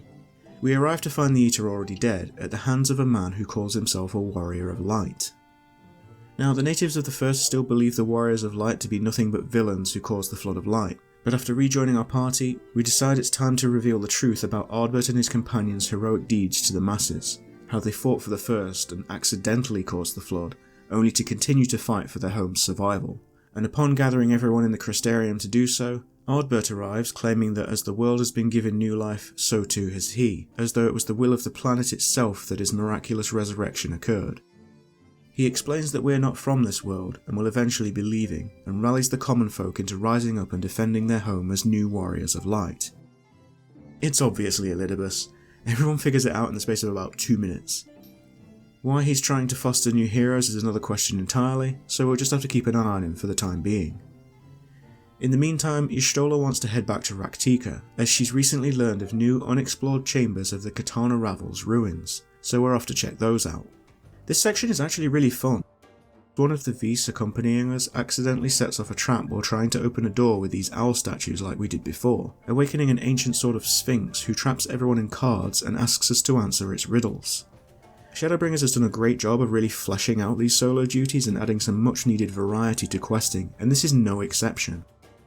The riddles aren't exactly simple, mind you, and I completely messed up the first one, but thankfully getting the rest right doesn't penalise you. I think the game's constant use of Old English really messed me up. I might be a Brit, but that doesn't mean I'm good at this sort of thing. The second phase of this encounter is one of those memory games where we have to flip over cards to match the pairs so our allies can come back to us. Pick 2 of the red skull things and it spawns an enemy. Phase 3 is just a straight up boss fight, but there's a nice bit of coordination in some of the mechanics. Genuinely fun encounter overall, and I'd love to see more stuff like this. So we defeat the monster and open the door to the tomb of the Archmage Tiuna, a legendary hero of Ronka. We learn that she was one of Hydaelyn's chosen, and a warrior of light. Apparently the power is awakened by witnessing a star shower, which seems to be a little bit of a retcon. All this time I've been under the impression that we were specifically chosen or something. I don't remember anyone else talking about star showers before this at least. Back in the forest, we hear that Ardbert is on his way, spreading the word of the Warriors of Light to try and recruit more heroes. We run into him, and after catching him out in an obvious lie about Seto, Elidibus finally reveals himself to us. Very well. Let us forego this pretense. Through your time in Emet-Selch's imitation of our home, I dare say you have gained a better understanding of my role since last we met. Would you believe this is the first time we hear his voice? All of his other scenes haven't been voiced, apart from when he was possessing Xenos, but he just had Xenos' voice back then. It's no big deal, but I just thought that was kind of interesting. Anyway, he's here to do his duty and return all to its proper course, meaning he's going to attempt the rejoining that Emet-Selch failed to do. When he leaves, Y'shtola decides that our best course of action is to try and learn more about our enemy, and explore the ruins of Amarot beneath the Tempest. Not Emet-Selch's conjured version, but the actual ruins themselves. After a short stretch of helping the Ondo out again, we enlist the help of Bismarck, and are off to our next dungeon, Anamnesis Anaida. Man, these ancients really like hard to pronounce words, don't they? This dungeon reminds me of the Siren Song Sea back in Stormblood, but instead of the ship, we're riding Bismarck en route to the ruins. It's a much longer opening section with us fending off sea creatures again, and after about 5 minutes we finally arrive at the ruins, thankfully inside one of those air bubbles that Bismarck can shoot out. It's full of Ondo and more unknown creatures called, Unknown, serving as our first boss. After taking down yet more Ondo, other sea creatures, and a Cyclops for our second boss, it's into the surprisingly well-preserved ancient building where the Ondo Queen has taken up residence. As I said earlier, for linear hallways, they're pretty damn nice to look at. The Ondo Queen sure isn't, but hey, she's still pretty fun to kill. Once we've cleared out the Oneida, we trigger some ancient recordings that reveal a meeting between the group who first summoned Hydaelyn, led by someone called Vanar. The Oneida seems to have been their headquarters. We trigger a second recording that reveals this Vanar to have been the one who sacrificed themselves to become Hydaelyn's heart. Not only that, but the recording implies that Elidibus sacrificed himself to become Zodiark's heart, which would mean he died before the final days. Something I neglected to mention during our trip to Amarot was the fact that these Ascian names, La Habrea, Emet-Selch, Elidibus and so on, weren't their real names, but rather their titles among the convocation, hence Emet-Selch revealing his true name to be Hades before our fight. The Elidibus we're up against could simply be the successor to the previous one who served as Zodiark's heart, as Urianger is quick to point out. So with the mystery of who this Elidibus actually is, Y'shtola stays behind to see if she can find out any more records on the matter. Heading back to the Crystarium, we find out that a lot of the population is planning on leaving in the hopes of protecting the land as new Warriors of Light. Turns out Elidibus's words got through to them, and to make things worse, a star shower breaks out, causing some among the crowd to hear Hydaelyn's voice.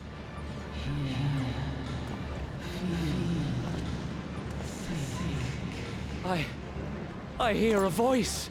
And of course, here comes Elidibus to celebrate them becoming Warriors of Light. Apparently Hydaelyn is always calling out, and it's the echo that lets someone hear it. She doesn't grant its power at all. It's these star showers that rekindle an ancient memory in your soul to trigger it. Meeting with everyone inside the tower, Thancred offers to tail Elidibus, while the rest of us try to restrict our movements to the Crystarium so as to not attract his attention, so we head back to our room at the inn for a much needed rest. Meanwhile, Xenos appears to be in Amarot during the final days. Of course, it's just a recurring dream he's having, but one his white-robed friend is happy to explain to him. This is the first time we hear his voice, and oh look, it's an Ascian in Asahi's body. A recurring dream? They do so fascinate me. Might I trouble you for the details? I hate him already. After we wake up, we're approached by Moran, who wants our account on the Warriors of Light's events committed to writing. We ask him if he's got any info on the Warriors of Light who came before Ardbert's group, and it's back to the Cabinet of Curiosity for yet another history lesson. This time it's of Norvrant's oldest epic, the tale of the original Warrior of Light, the first one to take up the fight against the encroaching darkness. Now I'm a big fan of Yoshitaka Amano's artwork, so seeing this depiction of the original Warrior of Light from Final Fantasy I was such a wonderful nostalgia trip. I'd used that armour set on my Paladin in 14 for quite some time, along with Excalibur and the shield that matches it. It's one of those looks that I've always had a real fondness for, along with the classic Black Mage costume. To me they're just simply timeless classics. At any rate, we learn that the term Warrior of Light was basically used to refer to any hero of the First, and it can't be a coincidence that the same custom is observed on the source. Talk about a slap in the face to the Ascians, having everyone believe that light and therefore Hydaelyn are synonymous with good when they believe the opposite. A group of children overheard our conversation and ask us to help teach them how to become Warriors of Light. It's a pretty cute little questline that has us helping them do their own first quests, gathering grapes and taking part in a little contest to see how many bats we can kill for their fangs. After helping the kids, we're inexplicably overcome with the urge to go to the lookout point in the Crystarium, where Elidibus approaches us, briefly seeing that same ancient that Emet-Selch saw in our place. He doesn't know why he's here, and the echo kicks in yet again to show us a moment from his past where the Convocation welcomes him, claiming sometimes he'll be standing with them and sometimes against them, all that he might steer mankind and the planet on their true course. Elidibus makes his goal clear. He's preparing himself to kill us. The Exarch interrupts our little meeting, gets a spell of some sort to the gut, and Elidibus leaves, remarking that his soul is surprisingly dense. This would of course be due to the fact that the Exarch went through an extra rejoining before his time travel escapades. The Exarch's not looking so good. His left arm's gone all pixelated. Alright, so it's an alarmingly low res texture that I'm sure Dawntrail's graphics upgrade won't fix, but he's becoming more crystallised due to his use of the tower's energy.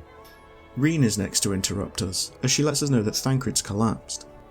So from just before the last dungeon onwards, the Scions have all had some dizzy spells. They've brushed it off as being tired, but both the dizzy spells and Thancred's fainting are signs that their time is running out. A quick trip back to the source has Kral confirming this, as both she and Master Matoya, the real one, are trying to slow the destabilisation in their bodies down. Before we head back to the First, Totaro decided that the Scions need some food for their souls, and has baked some Archon loaf. It's apparently a dense and not particularly nice tasting bread stuffed full of things like fish and vegetables. Sharlayan cuisine is more about nutritional value than enjoying its flavours, you see. So we take it with us and everyone's pretty happy and nostalgic about it. More importantly, the spirit vessels are complete, with the Exarch's crystallised essence attached to them. They made a spare for testing purposes, and so that the Exarch might copy his memories onto it. But it's not all good news. Apparently the weaker black-masked Ascians have been popping up all over Norvrant, likely summoned by Elidibus for his new Warriors of Light to take down, so our party is off to deal with them.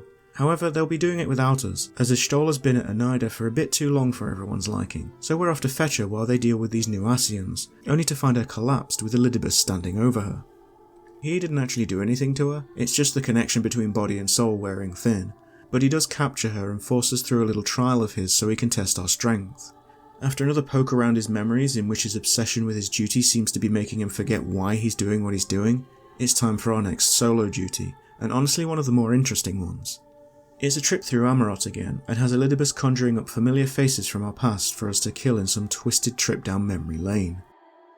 In a weird way, it's a nice little refresher of the milestones on our journey so far, but I've got to point a little something out here.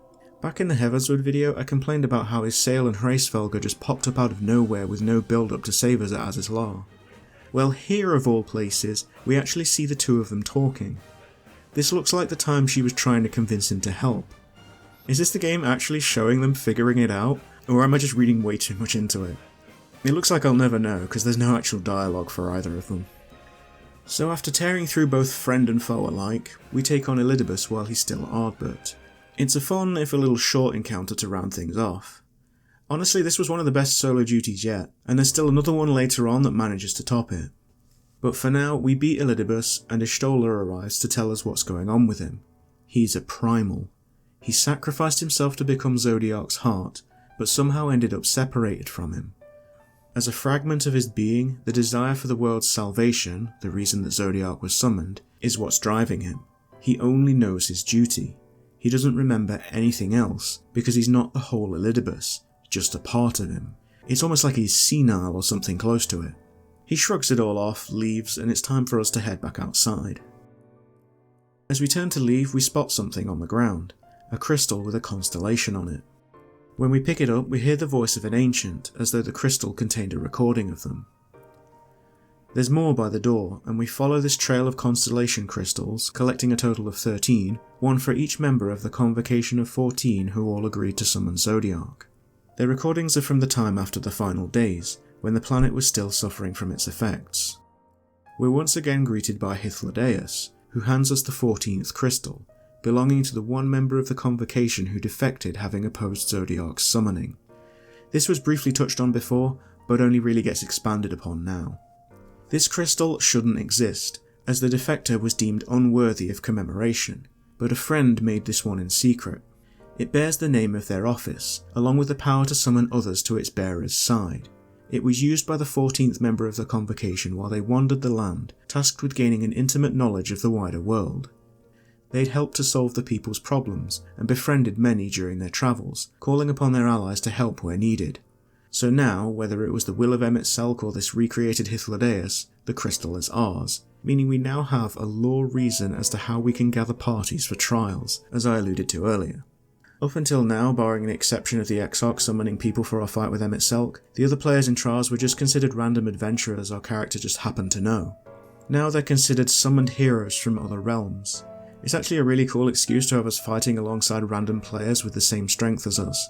Call it contrived all you want, but it's not like the writers had to do something like this. It's another little detail that really adds to the experience. Yeah, it's a little bit silly, but honestly I love it. So we meet back up with everyone at Yulmore to hear they've easily taken down all of the Lesser Ascians, and we fill them in on what's been going on. Another star shower starts up, only this time accompanied by spectral warriors, who seem to be heroes summoned from other realms. They're hostile towards us, and we need to escape to try and keep Yulmore safe. Mayor Chai offers us one of their airships, and this kicks off our next dungeon, the Hero's Gauntlet. The airship crash lands over Armor Reng, and we end up fighting across not only this region, but Ilmeg and Lakeland, fending off these summoned heroes alongside all the friends we made along the way. In gameplay terms, it kinda reminds me of the Gimlet Dark from Post-Stormblood, but with a ton more variety.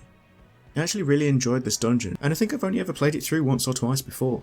It's another one of those that doesn't seem to pop up in the roulettes for me. Either way, I really like the Spectral Thief as the first boss and the Berserker to close things out.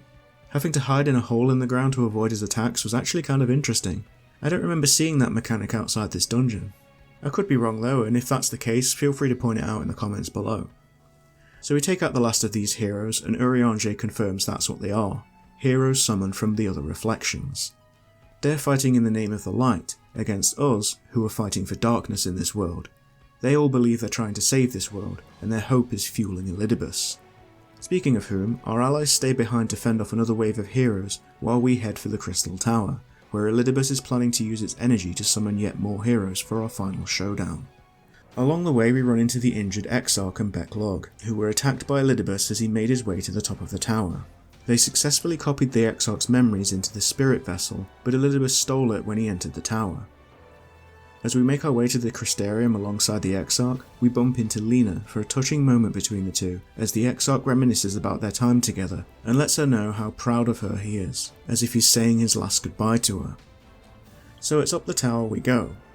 The Exarch stays behind to fend off some more of those summoned heroes, as despite him getting weaker, he can just cast Break to stop them in their tracks. Wish I had that spell. Atop the tower, at the same spot where we fought Emperor Xande way back when, we confront Elidibus. He finally starts to realise that in his obsession with his duty, he's completely forgotten why he's doing what he's doing. We hear Ardbert's voice coming from within us, reminding us that remembering what's dear to us is what gives us the strength to carry on. Aye, it's true. We've lost much and more. Known unimaginable suffering. But through it all, we never, ever forgot what was dear to us. And that's what gave us the strength to carry on. Elidibus has no one to fight for because he doesn't remember them, but in his stubborn commitment to his duty, he calls forth yet more champions from beyond the rift, and their will empowers him to become the original Warrior of Light. If you would usher in the end, then with my all shall I oppose you. As the avatar of those mortal heroes who fought unfalteringly in all their imperfection, as the Warrior of Light incarnate. Clutching the 14th crystal, we hear it contains the chronicle of the Traveller, Azem, and allows us to summon our allies for the fight ahead. A little bit odd that they hold the name back till now, but it is what it is. This is such a great trial. I already said how much I love the original Warrior of Light's design, and having this as an end boss to finish Shadowbringers is sublime fan service. It's a super fun fight as well, even if it does repeat that weird QTE between phases from the Emet-Selch trial. But instead of us getting more powerful to finish him off, we hold on to Azem's crystal, which summons a familiar ancient to get us back into the fight. And if the snap of his fingers wasn't enough to clue you in, he does that all too familiar wave on his way out. Emet-Selch helps us to take Elidibus down. It's been implied that he finally saw something in us at the end, and this all but confirms it. He's fine with us inheriting his world, as long as we never forget the Ancient's legacy. Phase 2 kicks off with the Warrior of Light casting a level 4 limit break on us, which is the first time a level 3 tank limit break is mandatory to beat the trial with. This has been done in some raids quite a lot, but it's the first main scenario encounter to require it. In case for some reason you're unfamiliar, a tank's limit break is a massive party-wide defense boost. It helps us survive the onslaught, and we now have to take the Warrior of Light down from max HP again. There's much more variety in his attacks now, as well as some more of his summons, and overall it's got to be one of my favourite trials in the whole game. With the Warrior of Light defeated, the Crystal Exarch plays his last card. If you remember, the Crystal Tower is designed to store massive amounts of energy, and the Exarch uses it to trap Elidibus, finishing him off for good.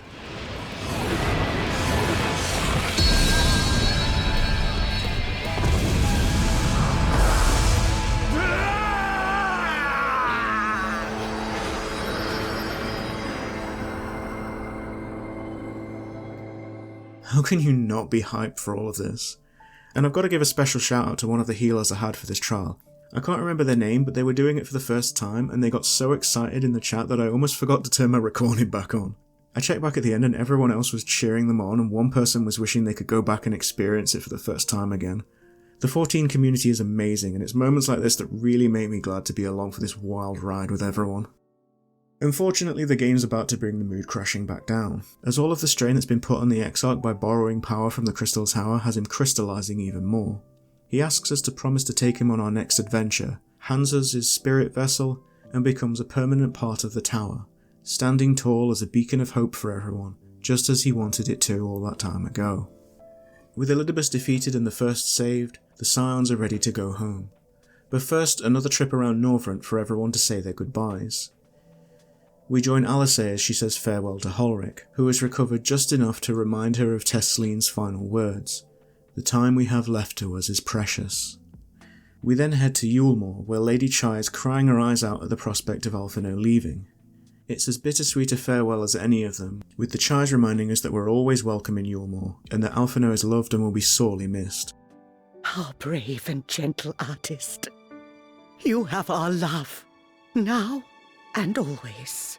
Next it's off to Ilmeg, where Urianger has recovered Ardbert's old Crystal of Light. Delivering it to Seto gives the two the chance to say their goodbyes, and Seto the courage to go on a new adventure of his own. Oh, how can this be?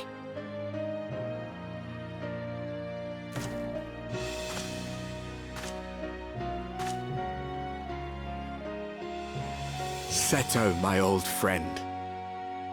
You've grown. And in the Raktika Greatwood, Runar finally shows Y'shtola how he feels about her, and begs her to stay. For too long I have remained silent, but no longer. I could not bear it if you were to leave. Please, stay. I beg of you. He manages to snap out of it and thank her for all she's done for the Knights Blessed. We say a quick goodbye to Magnus and his crew at the mines, and it's back to the Crystarium for Reen and the whole city to send us off. Without each and every one of you guiding us, fighting for us, we wouldn't be standing here now.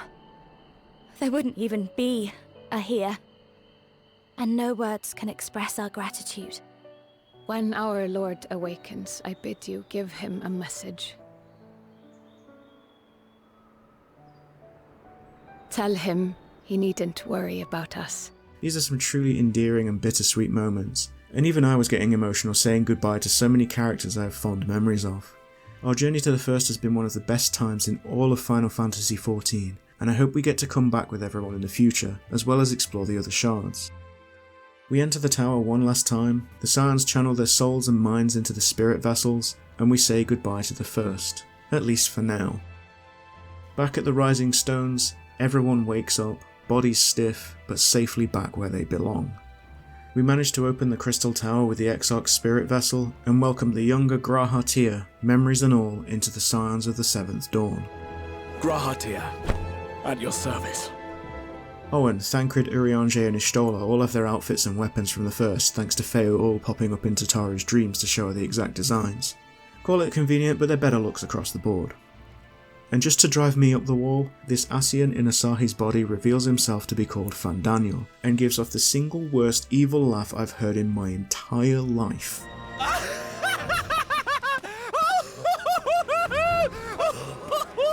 God, I hate this guy.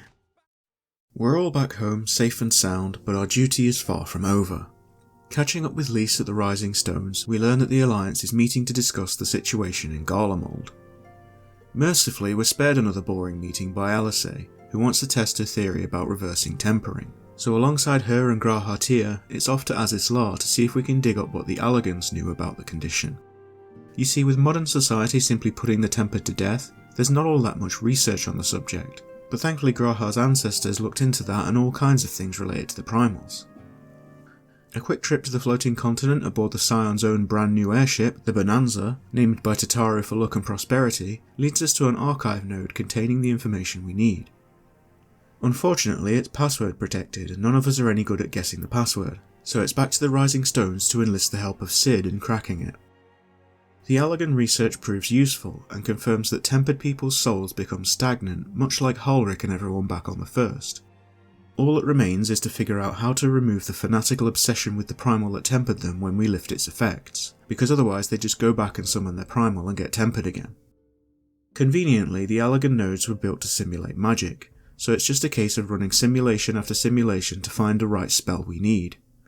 A quick trip for supplies later, and the Ironworks crew, alongside Nero, who's apparently learned he helped create time travel and let it go to his head, set up a bunch of Magitech terminals to help run the simulations. As the system is just about to overload, the correct spell appears, and G'raha is able to memorise it just in time. Why they couldn't just turn it off and on again is completely beyond me. So it's straight back to Limsa and to fetch Garbu, the kobold child we met back in Heavensward. G'raha channels his spell into Alysae's Porksy, Angelo, and the treatment is ready to go. It's all a bit confusing, much like the spirit vessels, but the important thing is, it works. I'm so glad to see you all. Delighted, happy, glad. Garbu is cured, and tempering can be reversed. But to do so on a large scale would require an army of Porksies and an abundance of ether, and we just so happen to know an expert on familiars such as Porksies, so it's back to Matoya's cave yet again. Our favourite grumpy old crone is happy to help, but we can't just make more Porksies, that'd be too much of a drain on everyone's ether, so Matoya comes up with the idea of making a familiar to make familiars, a mother porksy. This has us heading to our old workshop, which is in dire need of clearing out of old familiars and the like. This workshop, Matoya's Relict, is our next dungeon, and I've got to start by saying its music sounds like it's come straight out of Banjo-Kazooie, and the fact we're in what is essentially an old witch's lair certainly helps with the nostalgia I'm feeling right now too. Am I showing my age with that one? Wait, how old is... 26 years? Oh god, I really am old. So this is one of the more creative dungeons, even in its layout. It's not one linear hallway, but 3. Okay, fine, that's not really fair. They're all nicely varied environments, as we first head to get some clay guarded by a mudman, and then we need to get the water flowing again, which involves a really interesting boss that has you launch up onto a cloud to attack its ads at one point. Finally, there's a trek through a cave full of multicoloured magma. It's a visual treat and was great fun to play through. It ends with us coming back to the start to face the newly created Mother Porksy, who seems a bit riled up having just come out of this massive oven. After calming her down, we infuse her with Graha's spell and she's ready to make us an army of tempering curing Porksies. So it's back to Limsa again to help deal with their problems with the kobolds, and after dealing with a group of unruly pirates that ends in a duel between their acting captain and Admiral Melvib, it's off to the mines to untemper the kobold patriarch who killed Garbu's parents. It's a neat little solo battle where we fend off angry kobolds while Alisaie slowly administers multiple doses, if you will, of the treatment to the patriarch. After the battle he's all back to normal, but still angry with mankind for kicking the kobolds out of their homes when they settled in Limsa. In a harrowing scene where Melvib offers her life in exchange for peace, the patriarch refuses to kill her and instead accepts to help build peace once more. With the beast tribes slowly making peace with everyone, it's looking like Eorzea is stronger than ever, but just as we're about to leave, a series of towers start sprouting up all over the world. They're apparently of Garlean design, but I've not seen anything of theirs that looks like this. At any rate, we rush to Alamigo as they're on high alert, where we see Fandaniel, alongside a dragon that looks alarmingly similar to Bahamut, arrive at the royal menagerie. Fandaniel introduces himself, and we get straight to the point. His goal is to recreate the final days, and this nihilistic little prick wants to take everyone down with him. Yeah, he's one of those villains. Destroy the world and everything and everyone on it. That's all he wants. I can't believe we've gone from Emet-Selch to this. Don't worry, he does get interesting, and it's his over-the-top flamboyance that make him more than just another generic "I want to destroy the world" type of villain, but I kinda wish there was more to it than that. So alongside his dragon, Luna Bahamut, Fandaniel and his followers, the Telophoroi, plan to use these towers to bring about the end of the world. We quickly learn what it is these towers are doing. They're tempering people, making them serve not a primal, but Garlemald. Meanwhile, Xenos, still not caring about Fandaniel and his plans, decides he needs to find a new weapon for our final encounter. I wonder what it could be. Next on the agenda is a meeting with Alliance leaders to discuss the state of Garlemald and what to do about these towers. We also learn that the realm's various beast tribes have reported abductions likely connected to them. As I said, they're tempering anyone who gets close, so with that in mind, Orenvold and Fordola are dispatched to one of the towers to investigate, as they're both immune to such effects. Fordola's still trying to put on a tough face and act like she's being forced to work for the Alliance, but Orenvold is quick to remind her that she could have turned it down if she wanted to. As I said towards the end of the Stormblood video, this little redemption arc she's got going on is great, and we're starting to see that beneath that hardened exterior is someone who truly does care about the future of the realm. We get a call from Totaro explaining that she's tracked Estinian down after he left us before, so it's off to Ishgard to catch up with him, and our meeting goes, well... You look an ilm taller and twice as rugged. It suits you, Alphino. I am not Alphino! So after making that horrible mistake, and getting fanboyed over by Graha, Estinian tells us he's on his way to Azislar to meet with Tiamat and discuss the latest incarnation of her beloved Bahamut. Like with the Allegans before, the dragons of Mericidia are at the mercy of Fandaniel, somehow trapped and existing only to preserve Bahamut's corporeal form. After a lengthy and, quite frankly, annoying sequence of finding a way to undo Tiamat's shackles and immunising her to the effects of tempering, the dragon of the First Brood joins our cause, just in time for Urianger to call and let us know that Luna Bahamut has been sighted over Pagelthan, the site where Orenvold and Fordola are investigating one of the towers. This is our final dungeon of Post-Shadowbringers, and it's another visual treat. The first half is pretty typical Amalja territory, as we'd previously seen in southern Thanalan, but as we make our way towards the end, there's this incredible view as Tiamat calls on a few of her children to carry us towards the tower. I mean, just look at this, flying across these golden fields, the tower in the distance with the sun peeking through the clouds. What a sight. This dungeon ends with us taking on Luna Bahamut. Yeah, unfortunately it's not a trial like you might expect, but it's still a great encounter, and quite a long one at that. So with Luna Bahamut defeated, we're approached by the Amalja chief, who's happy for his people to join our fight for the realm. As we head to Uldar to deliver the good news, we see Arenvald and Fordola atop the tower. Dozens, if not hundreds, of Amalja are trapped in its walls, and in his haste to set them free, Arenvald triggers an alarm, causing the Amalja to cry out and summon their primal, the Lord of the Inferno himself, Ifrit. Heroically, Arenvald throws himself in front of Ifrit to protect Fordola, and upon our return to Uldar, we learn he's been gravely wounded. Meeting with Alliance leaders, we discuss the towers again. As we just saw, they're being used to trap the beastmen and have them call out to their primals, only it's for the good of Garlemald, which twists their mind into summoning these lunar variants of them. Not only that, but there's a much larger tower that's sprung up in Garlemald, which seems to be the main one. So it looks like we'll be heading to the Imperial capital to deal with it in the not too distant future. In the meantime, Estinian is finally convinced to join up with the Scions of the Seventh Dawn as a more permanent member. A short while later, it's off to yet another meeting, this time back in Alamigo, where a united alliance alongside the various beast tribes forms a new military group, the Grand Company of Eorzea. Alphino's vision for the Crystal Braves way back in ARR has finally come to fruition, albeit without him at the helm. Bit embarrassing for the poor guy, but as much as he's grown over our journey, I still don't think I'd trust him in running something like this. Before we wrap things up, it's off to Gridania to meet with an envoy from Sharlayan, who's been sent to deliver their response to the Alliance's petition for aid. The envoy is none other than Forchano Leveilleur, father of Alphino and Alisei. The meeting goes horribly, as Sharlayan's governing body, the Forum, adamantly refuses to help, wanting to maintain its position of neutrality. They see this whole situation as another petty squabble between Eorzea and Garlemald, rather than the true threat that it is, but it seems that the Forum might know more than they're letting on. Worse still, expressing his disappointment in his children for what he claims as jeopardising Sharlayan's work, Forchano strips the twins of their family name and disowns them. What a dick this guy turned out to be. He goes from diplomatic to doing something completely uncalled for and cutting ties with his own kids in a matter of minutes. At any rate, we're called to the Cartano Flats, where the Telophoroi appear to be marching towards, with Fandaniel leading the charge. On our way out of Gridania, we meet with Arenvald, whose injuries were so severe that he might never walk again. This is honestly heartbreaking. He became such a likeable character, and for this to happen to him is just awful. But despite everything, he still has it in him to encourage Alphino to fight for a brighter future. After we leave, Fordola lets her guard down just a little bit to push Arenvald into continuing to fight and do what he can to help, despite his condition. As I said, I love this sort of redemption arc she's got going on. She's more than just a tough, no-nonsense warrior, and here's where she finally shows how much she actually cares. So it's time for our big final battle. This is a huge solo duty where we fight off a bunch of Telophoroi soldiers and Magitech, first as ourselves, then swapping through most of the Scions in this fantastic multi-stage battle. There's even a little map with figurines of everyone between the fights, and it makes me want to buy these things in real life. I'd love a collection of mini Scions like this.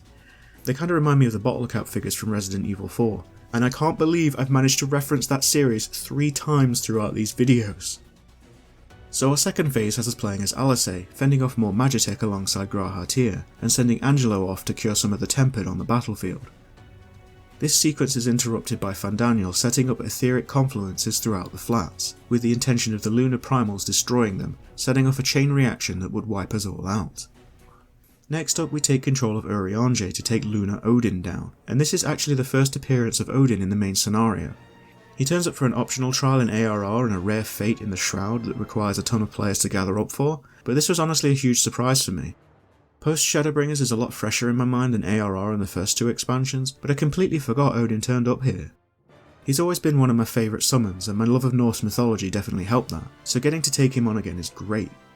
The fights from here on out have us defending these confluences from the primals as we try to take them down, and you actually get to play every role here, what with me playing as a tank, most of the others being DPS, and Urianger healing for this one. Overall, this is an incredible finale for Post-Shadowbringers with some amazing variety, but it's not over yet.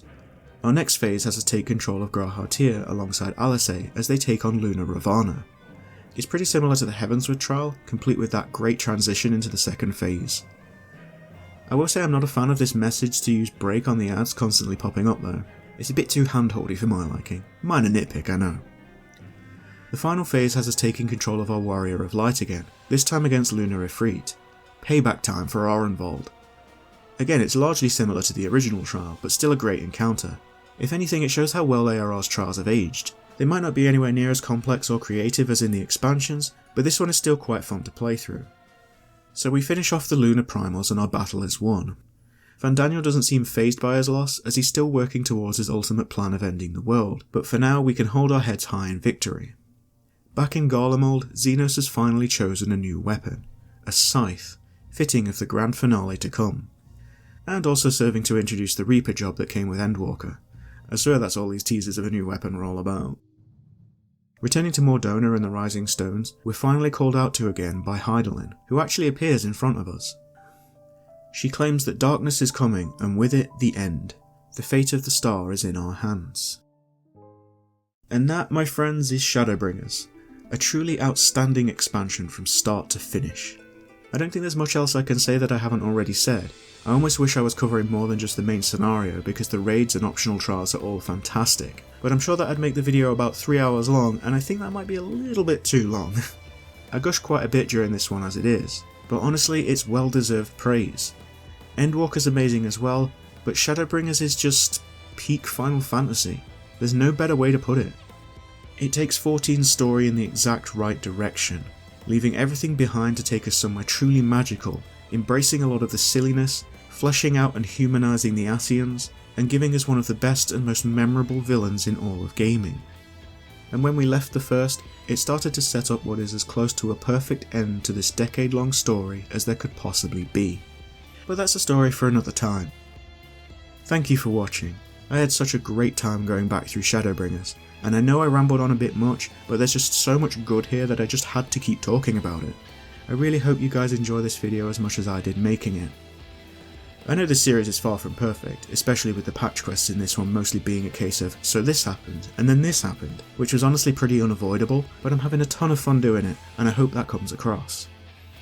Now I'm recording this last bit of voiceover just before the Heavensward video comes out, and I just want to say thank you so much. The response to the ARR video has been great, and I love reading all your comments. The sheer positivity from you guys has blown me away, and I could not possibly be more grateful. Next week, the end is nigh. We're finally visiting Garlemald, Sharlayan, and places beyond our wildest imaginations as we take a look back at the most recent expansion, Endwalker. Have yourselves a wonderful day, and I hope to see you next time. Take care, everybody.